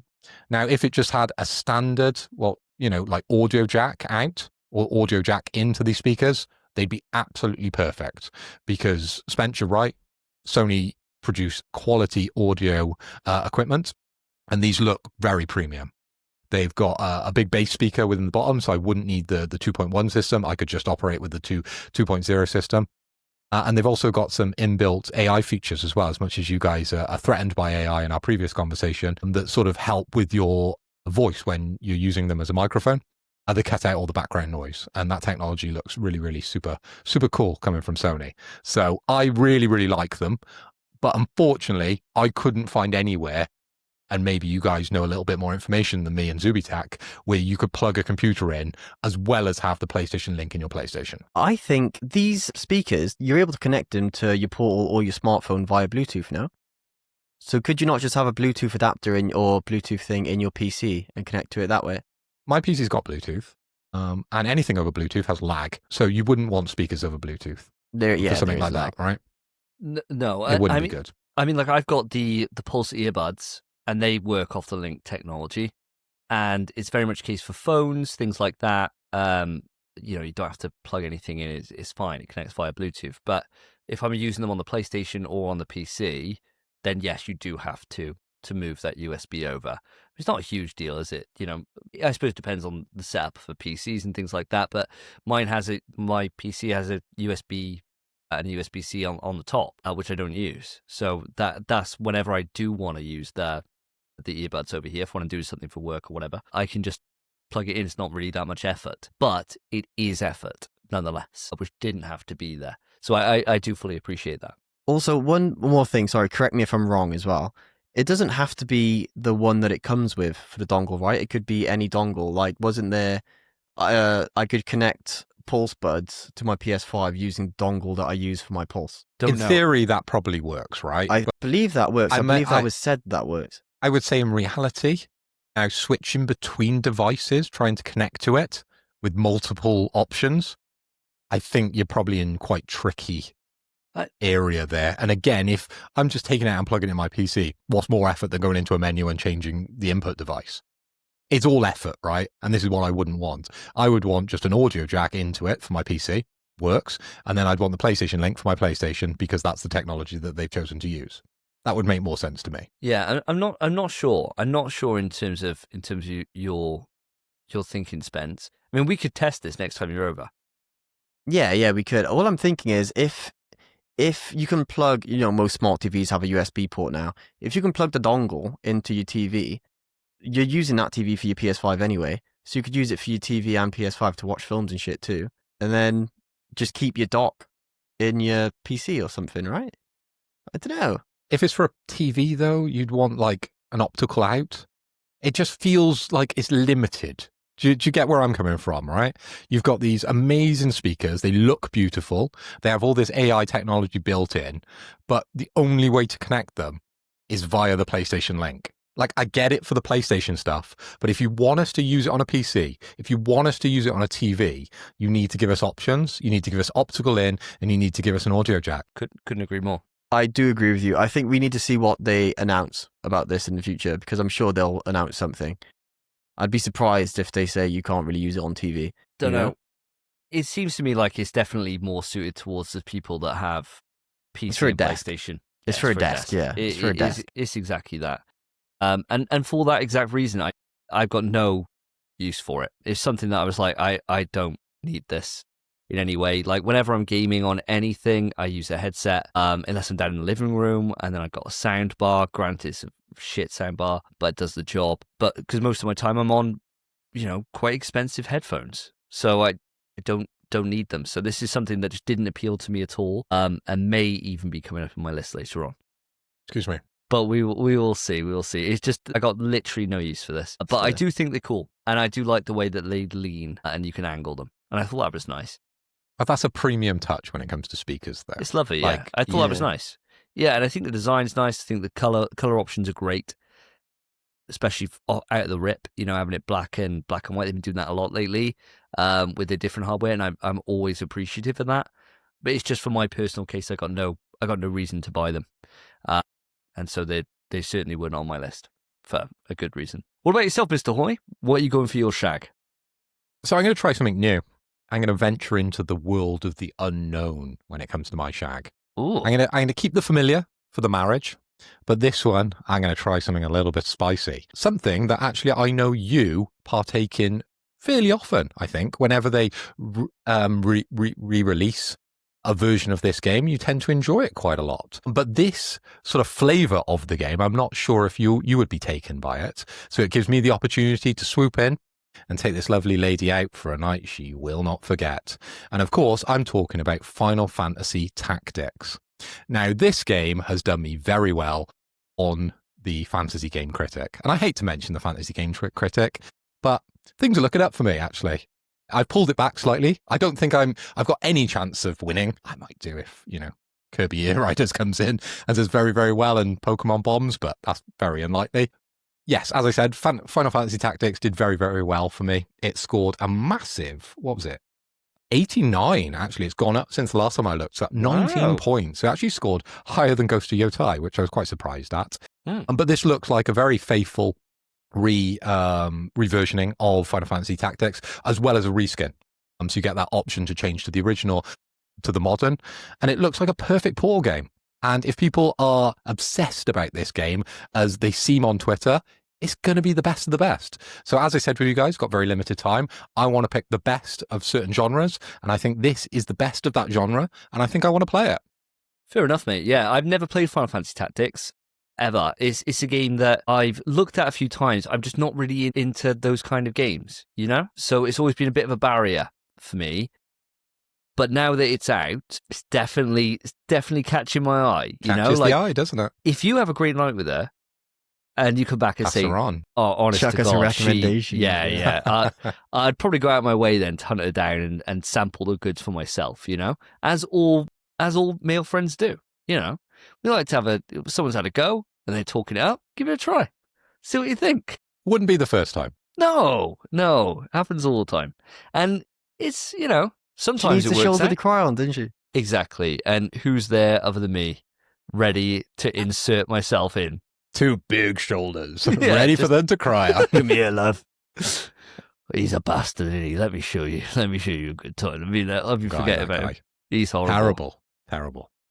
He does this all the time as well. He's so nasty. But no, really, really good choice. Really, really good choice for a Shag. And I think it's one that you will... I reckon you'll probably really enjoy this, you know. I think you won't need to know any of the Final Fantasy kind of quirks or things like that. And they're all different from each other anyway. But all I've heard is absolutely glowing recommendations. And I said to you when you picked it up, I was like, that's a brilliant pickup. Like, a really, really good choice. Knew it would do well. So, no, super well done. I'll be happy when you actually get around to play this. I really want to know what it's like. And you can, hopefully, with your recommendation, it will push me to give it a go and try Give it. it a go. Yeah, and it looks like a perfect Portal game. That's what 100%. I thought. Yeah, sat on the 100%. sofa watching Bake Off, playing a bit of Final Fantasy Tactics, and I can finally get into the genre, which would be kind of nice. And I've never really played Final Fantasy before, so maybe this is my gateway drug. Hopefully, mate. I That'd be mean, nice. I'd find it. I wouldn't think so. be wild. Yeah, it's very different. Hey, stranger things have happened. Very true. Very true. Who knows? Maybe you could play Final Fantasy 6 like I'm playing at the moment. That's fun. Or 7. Yeah. The big That one. legendary game that everyone's played, yeah, top cool. 10 in Greatest games most ever made. people's lists. Yeah, in mine. Yeah, Might my have to number play 2 that. on the PS1. Yeah, you can play that. It's really good. 9's really good too. I'll leave it there. Any thoughts on Final Fantasy Tactics, Spence? I mean, yeah, I'm not surprised it's done well. I knew it'd do well, but I'd just rather play Fire Emblem, I think, if I was going to play a game like this. I like traditional Final Fantasy. I'm sure it is brilliant, and I'm sure I would also love it. But I think, like you have just said, Phil, it's perfect for the Portal. And it's just another one of those, like Pacific Drive, where if I had a Portal, it'd probably get put on that list. But I'm not going to fucking sit on my big flat screen TV and play FF Tactics, when I could be playing a brilliant game that I'm not playing. So if I'm not playing great games right now, I'm not saying this isn't a great game. If I'm not playing like blockbuster games, I'm not playing this. It's just the way it is at the minute. But I do think it's a great choice. And I'm actually very keen to hear what you think of it if you do play it. Okay. Well, yeah, I'm exactly the same as you. I wouldn't be playing this, on the Pro, on my TV. That's Death Stranding time. I've got a long list of games that I need to play on my primary system. This would definitely be kind of the palate cleanser, different change of pace. And I think Final Fantasy Tactics is the best of that sort of genre. Really great example of that game. Loads of worldwide fans that are fanatical about this series. So why not give it a blast if it comes in at the right price point? We'll see. And so for me, for my Shag guys, I'm doing something a little bit different. I don't think I've ever done this for a Shag before. I am going for the God of War 20th anniversary DualSense controller. I think me and Spence called this. Did you? Yeah, on the show. We were like, Yeah. Davey is going all over this. I Yeah. popped off. It's Yeah. the thing I got spoiled for. Is it? Really? No Yeah, way. That's Honest to fine. God. That's the thing that was advertised to me, yeah. The PlayStation blog post with that 20th anniversary. And I was like, oh my God, that Everyone looks knows, nice. bro. Everyone knows you loved it. I was like, oh my God. And my YouTube at the moment, I was telling you guys in our messenger not long ago, all of a sudden, my shorts feed changed to just God of War stuff. And I was like, this has come out of nowhere. And it's been fucking brilliant. I'm really keen to replay through like God of War 4 and Ragnarok, like super keen, because all I've been watching is just breakdowns of characters and different things, and it shows scenes, and I'm like, oh fuck yeah, Ragnarok's sick. So I really want to go back, and seeing this, it just, there's been loads of controllers that I've passed on. Like, obviously, I haven't gone for any of the Ghost of Yotai stuff. The new Astrobot one with the Joy looks really cool, and I was thinking about getting that. But, I mean, it's fucking Kratos in it. You know, like, who am I? I bought the last God of War Special Edition one, and it broke on me, unfortunately, where it had the 2 wolves on it. And that was cool.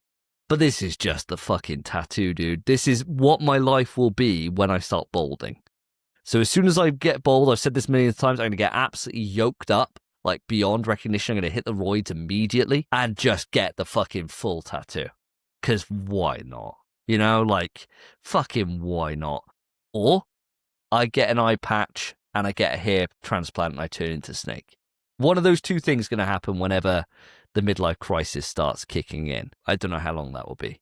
We'll delay it. But if you see me being absolutely yoked up, the shaved head's coming next, then the tattoo. Might not do the face, might do everything up to here, but we'll see. Either way, you're going to Turkey. Either way, Yeah. Turkey's inevitable. Yeah, that's Lads part of my trip to quest. Turkey. Yeah, exactly. We'll have a bit of a tune-up, shall we? Get me full implants in. I don't want to work for it. So that's where I'm going. Now, were you guys, when you saw the controller, either of you guys even remotely impressed for it, or was this like a hard pass? So I'm going to come to you first, because I know your history with God of War is very spotty. I immediately rolled my eyes and I looked at Spencer and went, Davey's going to love this bullshit. For me, Special Edition DualSenses, I struggle with these. As you can tell, I'm not a fan because I didn't buy the Death Stranding DualSense Special Edition. There's a DualSense Edge. Though. It was shit, though. It was shit as well, but there's a DualSense Edge. And we've gone down this route many times with this conversation. Why don't they make Special Editions of the Edge?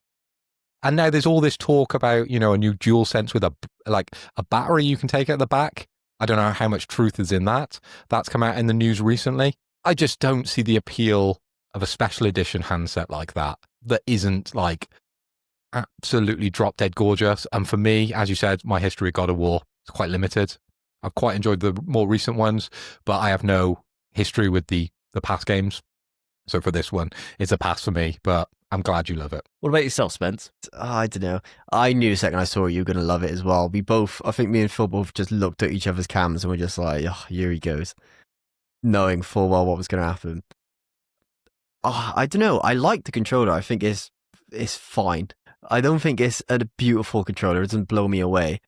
I was in Curry's earlier today and I thought about this pad because behind the till was a bunch of DualSenses and it was a pure white one where the analogs were white and everything and it was gorgeous.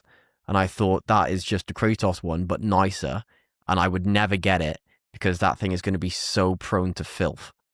It's going to just deteriorate so quick. And this Kratos one, it is nice, but it's 90% just white.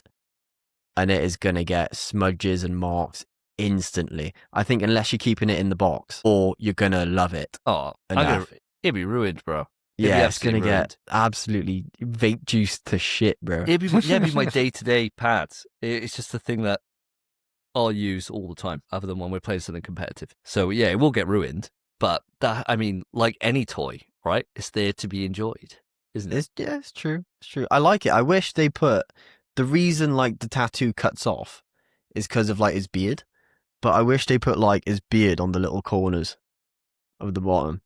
That'd be nice. I'm glad they didn't. And it was like actually furry, mate. It was actually a bit furry on the bottom. That would be terrible. Yeah, that would be I agree awful. with Davey on this. That'd be class. And if it's uncomfortable, just shave it off.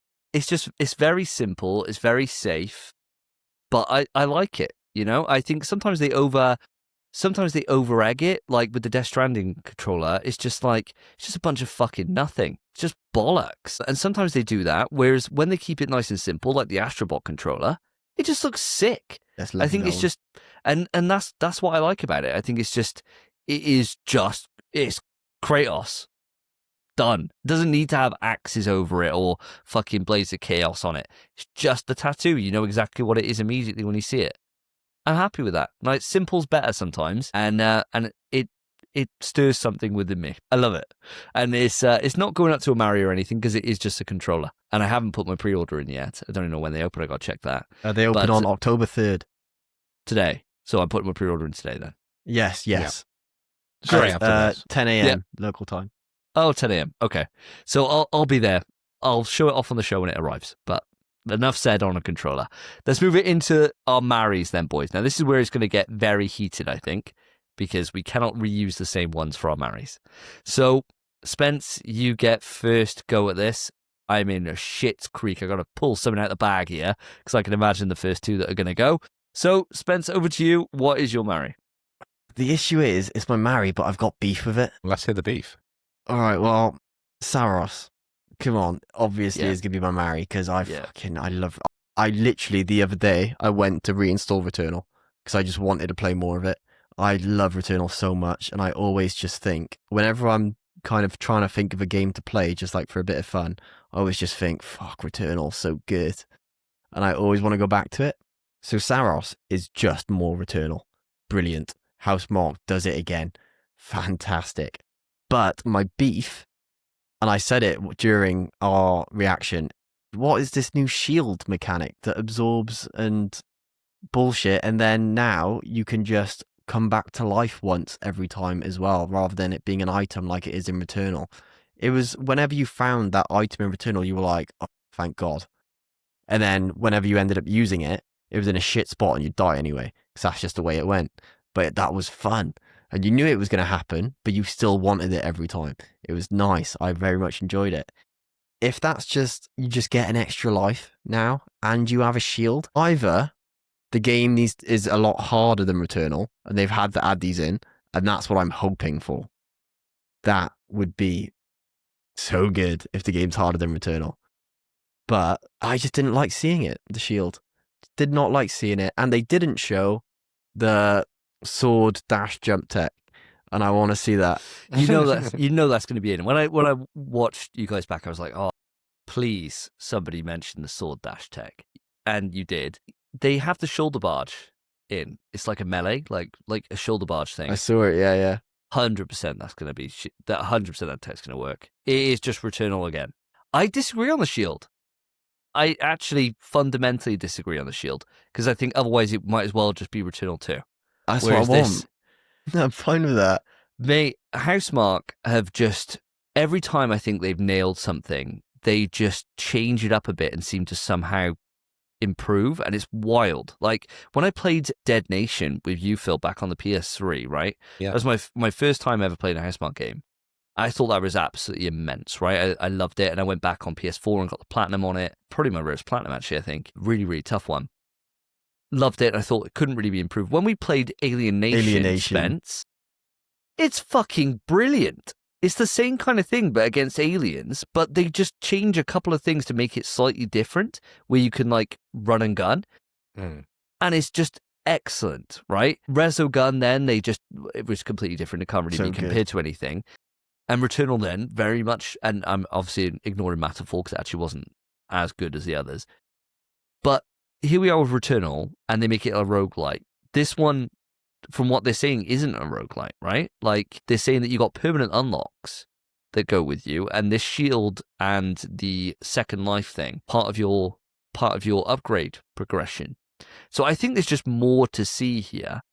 Like, when I first started playing Returnal and I got my first Parasite, I was like, this is just fucking shit. What's the point of this mechanic? Like, just something to make it harder for me. But then when you've put enough hours in, you want certain parasites. Like, you want to have certain debuffs, because then what will happen to you afterwards is you might have a skill perk that says if you've got one parasite on you do, like, extra damage, or you get less cooldown on something. And so then you're looking for those, and you're just trying to find the thing that doesn't fuck you up as bad, and it becomes like its own metagame, and it's surprisingly deep. And I imagine with the shield and the fact that it recharges your gun, and there was only certain things that you could do this with. It was only those blue projectiles. Anything that was red, he was jumping over. So the shield's going to be one of those things that I can imagine a boss where you got all red, wall of red, blue sections, and you're running towards those blues as your way to be able to weave yourself through and power yourself up as you go through. I think there's going to be quite a lot here with this shield and that mix between those red ones that you can't absorb and you have to jump or you have to avoid or dash through or whatever it is, and those that you can, in the same way that like Doom Eternal works, where you got different things coming your way and you're looking to weave yourself through to move. I imagine it's going to have moments like that, which will make it a little bit deeper than what it looks like of what they've shown, which is like a safe option. I imagine that's not going to be the case in practice. No, I agree with you. I just want Returnal 2 though. Fair. I want Return to Returnal. That is what I want. So I'd very happily just have even another DLC for Returnal. I'd take that. I'd love it. I would love it. So I just don't like the shield. But I'm sure you are right. It will be like applicable in a lot of situations, and it will add something to the game. Give me Returnal, man. Mate, not long to wait. Not long to wait. February release date, right? So, fuck me. March 20th. Sorry, my bad. Not long at all. So clear out your backlogs, buddy, because that's matter what I'm playing. That's taking over. That's taking over. Yeah, fucking right it is. Phil, you didn't get on with Returnal. What do you feel about this one? Well, I was vastly impressed by this one in terms of visual, in terms of the gameplay. Quite liked the addition of something like a shield, but I think what you boys got to remember is you don't know how long in the upgrade path this shield becomes available.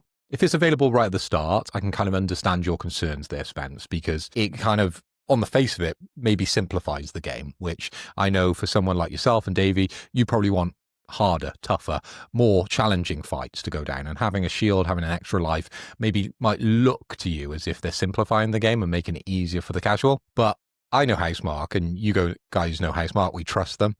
So I can expect there's definitely elements to this that are going to be harder, but you might get that false sense of security by having a shield, by having an extra life. But the difficulty, as you guys have mentioned before, might get ramped up quite considerably. Okay. So I'm interested to see where they pace this one.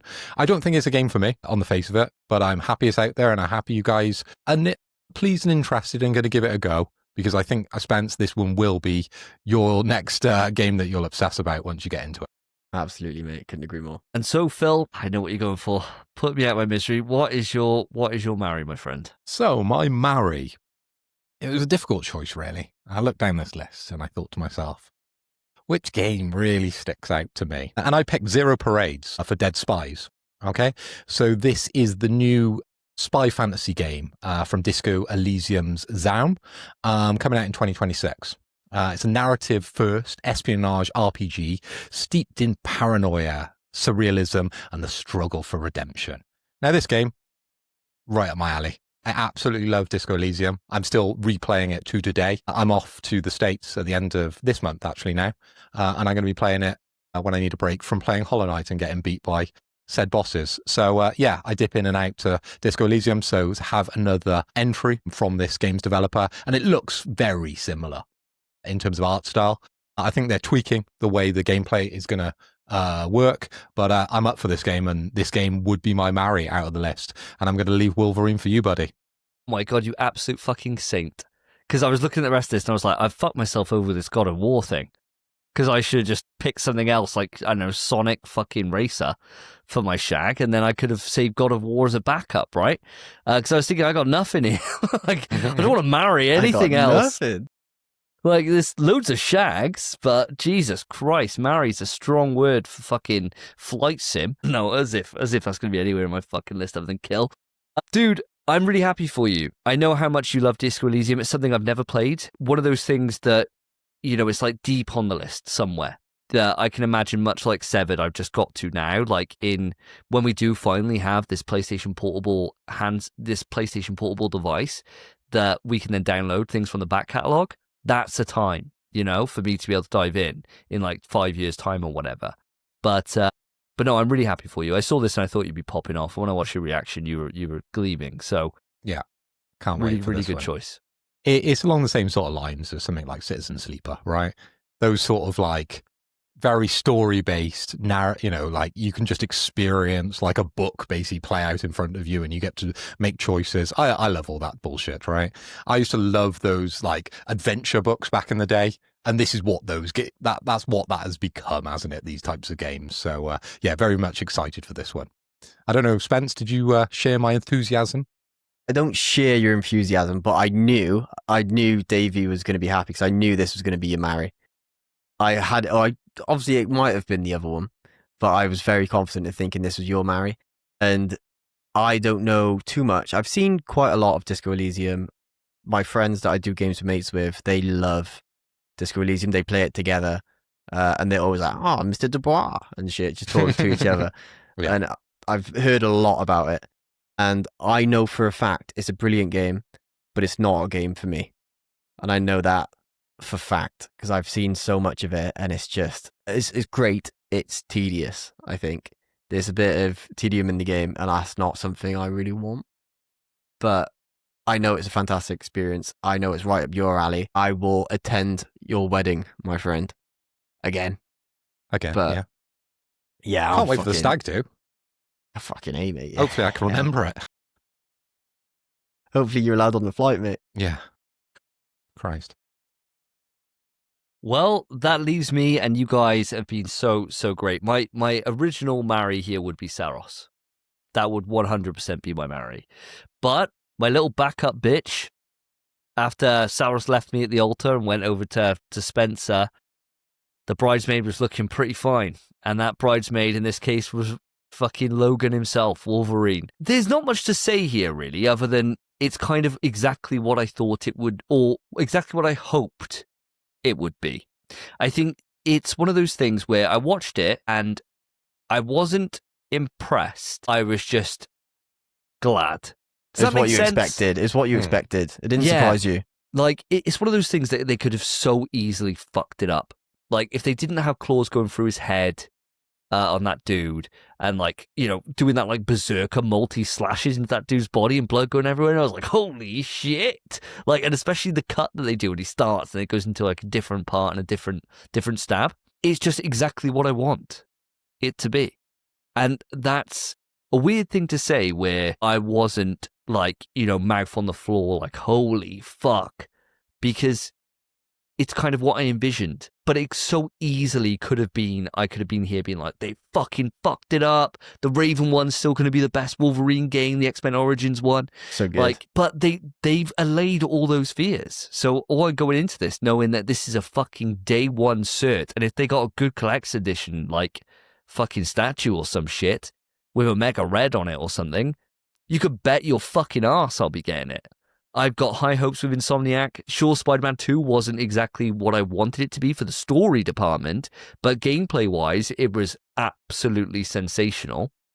I have no doubts Insomniac going to do what they do and pull this out, and it's going to be fucking incredible. So, really, really happy with this, even though it seems like I'm downplaying it a bit because it's what I wanted it to be. But I don't know if that makes sense to you guys. Phil, I'll pass it over to you. Well, 100%, mate. Again, echo all your thoughts on this one, because much like you, I think I had this strange sense of dread with this game because I didn't want it to go left. I didn't want it to go right. I wanted it to be what I wanted it to be. And my reaction when he stabbed that guy through the face and all that blood poured out, I was like, this is exactly what I wanted, Spence. And I'm so bloody glad that it is that. So all those kind of fears now have sunk back down. But Davey, in your kind of review of this trailer, you've missed out one really important word. And that word, my friend, is Sentinels. Yeah. Yes. You missed out the Sentinels. That bit at the end, and I posted it on my Twitter, that was the hypest moment. Okay, I left this one for you because I wanted to talk about it as well, and I knew you'd pick this one up, and I didn't think you'd pick up Zero Parades. When that happened, oh my God, I got the goose pimples. It's a good feeling, man. When I saw that Sentinel, and he's there just stood in front of the Sentinel thinking, this is going to be cool as fuck. Yeah, it is. I think for me, I want to see, much like they did with Spidey, but hopefully not to the same extent, I want to see some of the kind of more boring-y bits. I want to see some more, like, just traversal and things like that. Like, the bit they had where they had him sliding down, like, the metal grating and his claw was, like, Yeah, that looks slashing sick. through it. Looked Yeah. fucking awesome, right? In So Madripoor. sick. I want to see what they always had in his TV show, where whenever Wolverine had to sneak in somewhere and he was always just stabbing into concrete, climbing his way up. I just Dressed in want to see... yellow. Yeah, I want to see that. They won't see me. Yeah, claws going through the fucking wall. You know, somebody that's got their hand on the wall on the other side. They're like, "What do you think of my?" Or he stabs through him or whatever.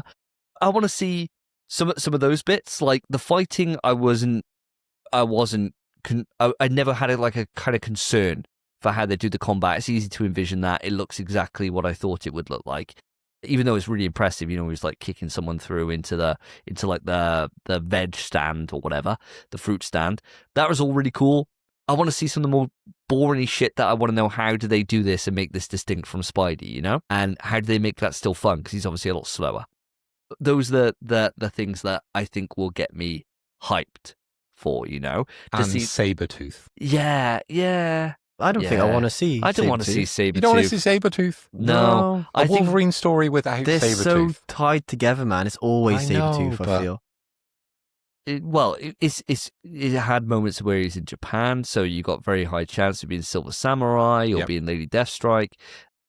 So you got quite a few different people that they could pull from. I was just happy to see the Omega Red love. Yeah. You know, Yeah, I popped off. Proper underused. That's the person I popped off the most for. Sentinel, I can kind of expect it at some point, a Sentinel. I'm hoping there's a cameo, man. I'm hoping there's a cameo from like some of the other X-Men at some There point. has to be, bro. Jean Grey, bring her in. Has to be. I Bring think it. we see Beasts Cyclops, at some bro. point. Cyclops Fuck giving him off, some man. shit, telling him no. They're having a little fucking square off. Got to, man. Got to. There's no way this game doesn't end and we see Charles. Yeah. Yeah. No. No way. Probably opens it up then, doesn't it? Yeah, opens Wouldn't it it up be to X- the X-Men. Oh, well, they could go that route as well, but I feel like It's not It'd going to be an make more origin sense. story, is it? I mean, we did see No. Bone Claws, didn't we? we did see Bone Claws, yeah, at one point, but I think that's just going to be past and future. I feel like they're not even going to show when he goes adamantium, Yeah. which Unless- I'm happy for. I don't really want to see Right. it. Unless you meet Max and you get ripped off. Yeah. Be sick. Because he's had Bone Claws in the future and the past, doesn't he? So Yeah, Yeah. it could be anywhere in the timeline. Could well be. Could well be. There's loads of questions for this, but before we start, you know, or before we get deeper into this, which I don't think is a conversation for today, I think we'll probably save it when we're, you know, spitballing on what could potentially be here. Spence, I want to know your thoughts on Wolverine. What did you think about it? But it's just looked. Is what you said? I think nails it straight on the head. It's what I expected it to be. It basically looks like a HD remake of Origins, which is what I want. Because Origins was fucking so sick. I beat it in a day when that came out. And I took it back to the game the next day. They offered me £2. I was fuming. But it was so fucking sick. And it seems like that's what they've given us, except with more gore, better freaking traversal. It's just an upgrade of that game, probably with a better story. I'd tell you what, Insomniac just seem to be doing this though, don't they? For the superhero games, they're looking at like what was like the fan favorite one. What's the peak? And Yeah. keeping it quite similar. Like there's obviously there's loads of differences, but the thing that made the Spider-Man 2 game so good was like the way that you moved around and all that, and they fucking nailed that. That's like the first thing they nailed. And you're like, yes, finally, like amazing, like Spider-Man 2, not Amazing Spider-Man 2, like Spider-Man 2. And then Wolverine is very much, I'm sure that they fucking looked at what made, you know, Raven Software cook up such an absolute fucking gem of a superhero game and just put it in here. Dude, I tell you what I want to see, man. Like, and not to totally derail this and cut you off from your conversation, but I've said about traversal, I want to see traversal. I want to see what happens when you take like a shotgun blast to the face. That's what I really want to see as well. I want to know how my health bar works. For Yeah. one. Yeah. I need to know how my health bar works, because what is, like, does it get to a point where they hurt me enough that I'm unconscious and then they trap me or something? Because they're not killing me. There's no way. So, I really want to know what happens. But Yeah. a shotgun blast to the face, if, like, he goes and you see his whole face is missing, bro. Yeah, it's just a skeleton with no nose, and it all just grows back Grows in. back. Yeah. Fuck, Yeah, so it'd be sick, so bro. cool, bro. And if there is parts where it's past and future, so like in the future you have the adamantium skeleton, so that stays, but in the past you get a shotgun blast to the face and your whole fucking head is gone. And you see it come back. Oh my god, it could be so sick. That is what I want to see as well. But I just want to know the mechanics of the game. That is all I really need to know. I feel like I got more of an Uncharted vibe from it in terms of like camera distance, the way you move, and the way you like when he was, like you said, when he was sliding down the roof with his claws, you could see Nathan Drake doing that same slide and then leaping off the end. I feel like it's going to be more similar to that, but we just need to see more. So I don't want to derail this too much, so I'll probably save it. It might end up being a topic for next time in terms of what we want it to be. I think I will do that as much because I want to talk about it, but I reckon it's so bad. Yeah, I reckon we'll go for ages. I think what I'll do is, listeners, quick preview, unless there's something crazy that happens in the next 2 weeks, the topic for the next episode is going to be speculation on the Wolverine, so we can just go off. Because I think there's loads of things we can talk about here, from do we want it to be a linear experience? Do we want it to be open world? There's so many things. So any questions you got, write into the email ps4trust@gmail.com or hit us up on any of the socials. I'll save them all, put them all in the doc for the next episode, and we can answer them on there. Anything you got, any thoughts on the Wolverine, what you want it to be like, anything you want to ask us, put them in there. It will be our topic of the next episode unless something insane comes in. It would have to be nuts because I really want to talk about it. Yeah, I can't wait. Sounds good. But we'll save that. So let's move on to our kills, then we can end up wrapping this show up. So, Spence, we've gone from the high highs. What are the things that are the low? Give me your kill. I could go for the easy one. This one that's right there, just gagging to be killed. So you know what? I'm going to do it as well. 7 Deadly Sins Origin. Really? Anime game. I liked that this time there was pretty much only 2 anime games. And that was it, which was a nice change of pace. Because at the minute, we've been getting fucking blasted by anime games. Yeah, coming out the arse. It's like the new fucking samurai game. They've changed it and it's just Japan everywhere. I'm not a fan of 7 Deadly Sins. No? I've seen clips of it, of like Leonidas getting a spear thrown at him and he catches it, fucking slides for miles and then chucks it back. It looks sick. Good. Yeah. There's better anime, I'm sure. And I'm not going to fucking play a game of it, am I? I haven't seen the show. So it's just getting killed. Fair enough. Yeah, I mean, I've seen the first 2 seasons, I think, of 7 Deadly Sins, and it's good. I've heard it's great. Yeah, it's good. It's a solid like 7.5. You know, it's a mid. It's fun. It's good. You know, you don't regret your time watching it. Would you buy a game of it? No, but let me caveat that. The reason why I'm surprised you put it on here is because it actually looked like a pretty good game. In terms of what they showed off, like graphically, it looked decent. The amount of things that they had in there, from like side quests and fishing and shit like that, it looked like Dragon Ball Z Kakarot. You know, in terms of, nor have I haven't played it either. But it's what I've seen of Dragon Ball Z Kakarot is that there's loads of different. It's like an RPG almost. This is an RPG. This is an open world RPG, free to play as well. Brilliant. I'm not an RPG guy, as we've said before. I'm not. The Witcher can fucking do one. If that can do one, this is getting fucked. Mate. Oh yeah, this is getting absolutely destroyed. But yeah, I mean, for me, I was actually surprised that the quality that I was seeing was as high as it was. Yes, because I wasn't expecting it. You know, it's like when we were talking about that Digimon game, right? And that Digimon, we were all like, "Fuck Digimon," but the game looks all right. Those games do well, man.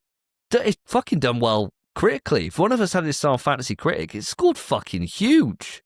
It's like sitting on an 88 or something, which is wild, you know, for a fucking Digimon game. But yeah, I fully respect your opinion. I have to disagree on this one. I didn't think it was bad enough to get that kind of level of hate. But no, I fully get your opinion. Fully understand. Thank you, mate. Phil, mate, what about you? You killing this one off? Yeah, straight away. I haven't got any time for this one.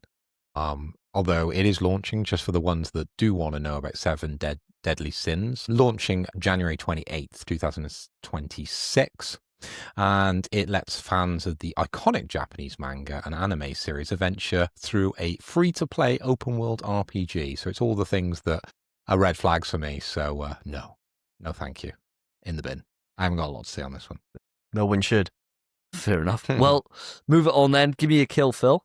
My kill, and this was the one that I think probably got the strongest reaction when me and Spencer were watching it, is Microsoft Flight Sim 2024. Yeah. Like, fuck it off. why? Who on PlayStation is sat That's there? the other one I was The going to wealth of games that we have on PlayStation, right? The wealth of quality, thinking, can't wait till Flight Sim comes across, rubbing his hands together like this. And it's the 2024, so it's the newest version of Flight Sim that's coming to PlayStation. Wow, I'm so glad I got a PlayStation. No, bullshit, right? If you want to play Flight Sim, right, you have a PC and you have a full setup. You have all the gizmos and you sit there and you fly from London to Paris every day and you jack yourself off, right? They're the type of people that love those games. They're not on PlayStation. I just don't think the market is over there. I don't understand why they're bringing it over there. Waste of my time. Couldn't agree more, mate. Honestly, like I've said before, why would you bother when you could just learn how to fly a plane in that? Yeah, that Like- is actually verbatim what you've said, yeah. Yeah, what's the fucking point? You know, like, because, and people would be like, wow, why would you play Gran Turismo when you could get a car? It's like, yeah, but the difference is I don't fucking sit there in like a full, granted I do have a wheel. You do, yeah, and VR, yeah. No, but this is, it's different because you see their setups, right? They're sitting in, the people who fucking love this shit have actual full, like, playing cockpits in their living room, right? No person should do that when you can literally, and it's not like GT, I'd have to become a professional racing driver.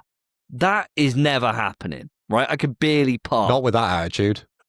Yeah, yeah. It's never happening, right? It's never. The most I could get into was probably go-karts or whatever, right? Maybe. And even then I'm not good. I can't even beat you guys, right? Like, That bar's pretty high, I'd like to think. Yeah, innit? Yeah, actually, what Yeah. the fuck, bro? Like, Big Dog didn't smoke me too hard, but you were last, bro. exactly. You were rolling around with a blue shell, throwing it backwards. You didn't understand how this works. So the thing about it is, I know that's never going to happen, right? I am confident, right? If I won the lottery, so I quit my job immediately, I reckon, give me a year, I could retrain and become a pilot and fly for Ryanair. I reckon. It can't be that bad. Like, it's like being a fucking truck driver. It's not no different. I think it's a little bit more complicated than being Is a truck it? driver. But I do agree with you to a certain extent, because what you got to think about, right? How many celebrities do you know that have gone, do you know what? I want to be a Formula One driver. Not many. I can't think of one, right? They're normally celebrities after they become Formula One drivers. But how many pilots do you know that are celebrities? I mean, Yeah, that guy from there's Iron loads. Maiden, he retrained, didn't he? Yeah. John Travolta has his own There we go. plane. Yeah. There's loads of Well, them. lots of people Tom Cruise own their has. own planes, but actually fly No, their they own fly 'em. planes. Yeah, they they fly fly, them, Okay. they fly their own. I think this is it. You know, like, I reckon ice road truckers have a way harder job than. Have you ever seen that? Yes, Road truckers? I have seen that, yeah. Way harder job, mate. I've watched Discovery. Yeah, mate. Yeah, solid job. That way harder than flying for Ryanair. Tell you now, doing a 45-minute commercial flight over to Edinburgh, not harder than an ice road trucker. I refuse to believe it. I refuse to believe it. If you're a pilot, let me know. Yeah. And then you also have to write in, you also have to have experience as an ice road trucker. You need to either be a pilot who retired and became an ice road trucker, or ice road trucker who became a pilot. One of those two things. That's what I'm looking for. And then you can speak and tell me, and I'll trust your opinion. But if you're not those things, if you're just a pilot or you're just an ice road trucker, sorry, both your jobs are a bit easy, but the ice road trucker is a bit harder, I reckon. I would love someone to write in and say, yeah, I've done both those jobs. This And guy actually have plays proof. Death Stranding 2 for a living, bro. And he's chatting about easy jobs. That's crazy. Mental, mate. Absolutely mental behavior. But yeah, no, I completely agree, mate. I think Flight Sim is a fucking waste of time. And anybody who is contemplating it, buying it on PlayStation, sell your PlayStation because you're not welcome here. That's crazy. I'll say this was going to be my kill as well. However, and I'll say the same thing I said when we reacted to the stream, PSVR 2 support. I think if you just get a little fucking, not a full cockpit, but like a wheel equivalent. So like a little flight. What, do you need one lever and a fucking little wheel. That's all you really That need. won't be enough to control the plane, mate. You'll have to get the full cockpit experience. All the And rest you know you what? just do in VR, mate. It's fine. How funny would that be, right? If you have to buy all of it, or the plane doesn't take off. Well, that's it. Yeah. You don't have the go switch. You bought everything else. You bought all Everything the, else, mate. Yeah. You bought it all, yeah, except that go switch. Fuck, Bro. you didn't buy landing gear, bro. Yeah, What are you gonna do? What are you gonna do? Like, what the fuck, you idiot? The only reason I snort my kill is for the VR2 support. But I also have to say, I can't believe it's even coming over. The only reason this game did so well is because it released for free on Game Pass at a time where Xbox were releasing jack fucking squat. That's the only reason they were playing it. And then suddenly, oh, Flight Simulator is the best fucking game ever because you've got nothing else to play. That was the only reason. And now, because it did so well on Game Pass at that time, we're getting it. I could not fucking care less. Kill it off. You boys are right. I couldn't agree more. But the VR2 support is nice. I might look into how much it is for pilot training, Spence, and I'd prefer to pay for you to become a full pilot, and you give up on your, driving instructor job, and you become a pilot, so you don't have to buy this and play it on VR. Because then you could just live it. Then you can live it. You could do that for 20 hours a day. Fly Mate. over to fucking Tokyo and get paid though. We could send him up in a glider. That'd be a that'd be good fun. start, wouldn't it? That'd be a good Yeah. start. Because the That'd only be way is fun. down. And it'd be a lot cheaper as well. Pilot school can cost between 50,000 to 130,000. Yeah, we'll do it on cheap though. We'll do it on the cheap. We'll get a Groupon. Hot UK deals. Yeah, we'll just do enough of those. Enough Yeah. Groupon hours. Groupon, Hell man. yeah. How many hours do you need before you become a Ryanair pilot? How many hours of air time? Training on Groupon. I'd imagine it is there. It probably is. Yeah. Where they find them all. We all clap when a Ryanair plane lands. We're all surprised. So Ryanair's pilot training program varies, involves about 16 to 18 months and over 200 hours of flight time. 200 hours. 80. Yeah. I've done 109. Phil's done 109 in fucking Death Stranding in a few months. Exactly. You could have spent all that time in the air. Yeah, I could have, yeah. Yeah. I'd You'd be get more than halfway a platinum there. trophy, wouldn't I? Yeah, you'd get a fucking plane that you're flying about in. You'd have 80k in debt, mate, is what you'd have. I Nightmare. reckon they'd fucking take Cheap you in a flights though, heartbeat, wouldn't mate. Yeah, mega cheap. Yeah. Mega cheap. Yep. That's enough said about that one. Very good choice. Very good choice. I'm going for something which I don't know if this is going to be one of those ones that the audience would be pissed off at me about, but I just didn't enjoy this trailer at all. And that is Let It Die Inferno. That's the one where they had the two Japanese blokes and the one guy had a skull mask on. Do you remember this?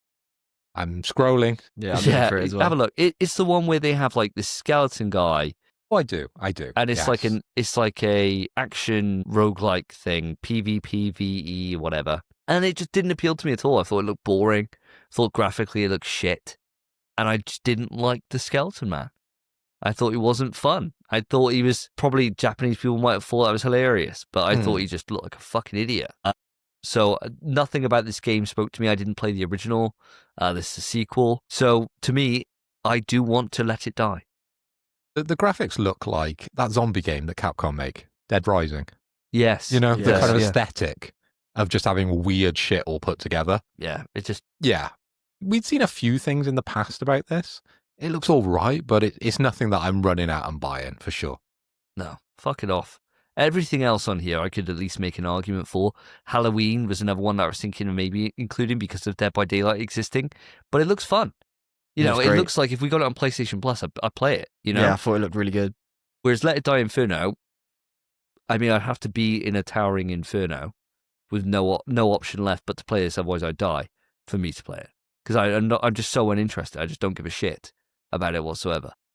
But audience, if you are a big fan of Let It Die, let me know why I'm wrong. I'd love to know. And you can also sell your PlayStation and fuck off out of here as well. What are you going to say? Let me know why you're wrong. yeah. I'm only messing with you. Only messing. Any other thoughts, lads, or should we wrap this up? No, I think we've been long enough, haven't we? Good hour Yeah. on this one.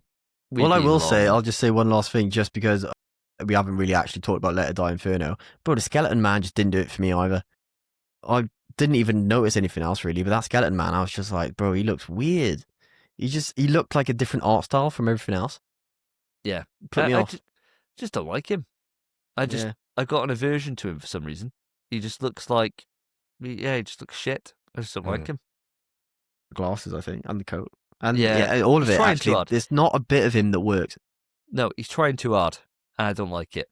Yeah. Yeah, I like a bit of understated sometimes. And when people are trying too hard, it's just nothing about it that I respect. So, and with that, we shall bring episode 121 to a close. I've been Davey. I've been your king, Philip James Hoy. And I've been Spencer. If you've enjoyed the show, a couple of ways you can let us know. Write into the email, pswetrust@gmail.com, or hit us up on any of the socials. Let us know what a great job we've done. It does get appreciated by us. Alternatively, if you thought it was shit, write in. Let us know. I'll read it out next episode. That'd be fun. If you enjoyed it, put a review on. If you didn't, don't. How's that? How's that? Just walk perfect. away. Just walk away. Yeah. Just walk away. Keep it to yourself. Don't tell anyone else. You can write in and get all your hate out direct to us. But don't share it because we quite like our reviews. And on that basis, if you have enjoyed it, make sure to put a review on Spotify or any of the other podcast services you listen to. If you're on YouTube, then hi. Put a like on the video, subscribe, put a comment below. All helps the channel out. And that is about it. We'll end it there, I reckon. Different ending as usual, Yeah, but I I quite was like Slightly it. different, mixing I it quite up. like it, mate. It's a lot more casual. I was thinking, do I want to really rip into anyone else? I feel like I've kind of got a lot of my vitriol out when we're talking about Flight Sim. So I'm kind of done. So, audience, we're just going to leave it there, I reckon. Cheers. Thanks for listening. Peace. Cheers. Cheers, bye. In PS We Trust is hosted by Davey, Phil, and Spencer. You can write into the show via our email, pswetrust@gmail.com. Our Twitter is @InPSWeTrust. To find each of us online, follow our Twitters, @SSJDavey, @PhilipHoy, @SpenPie_. Thank you for listening. Take care of yourselves, take care of each other. See ya.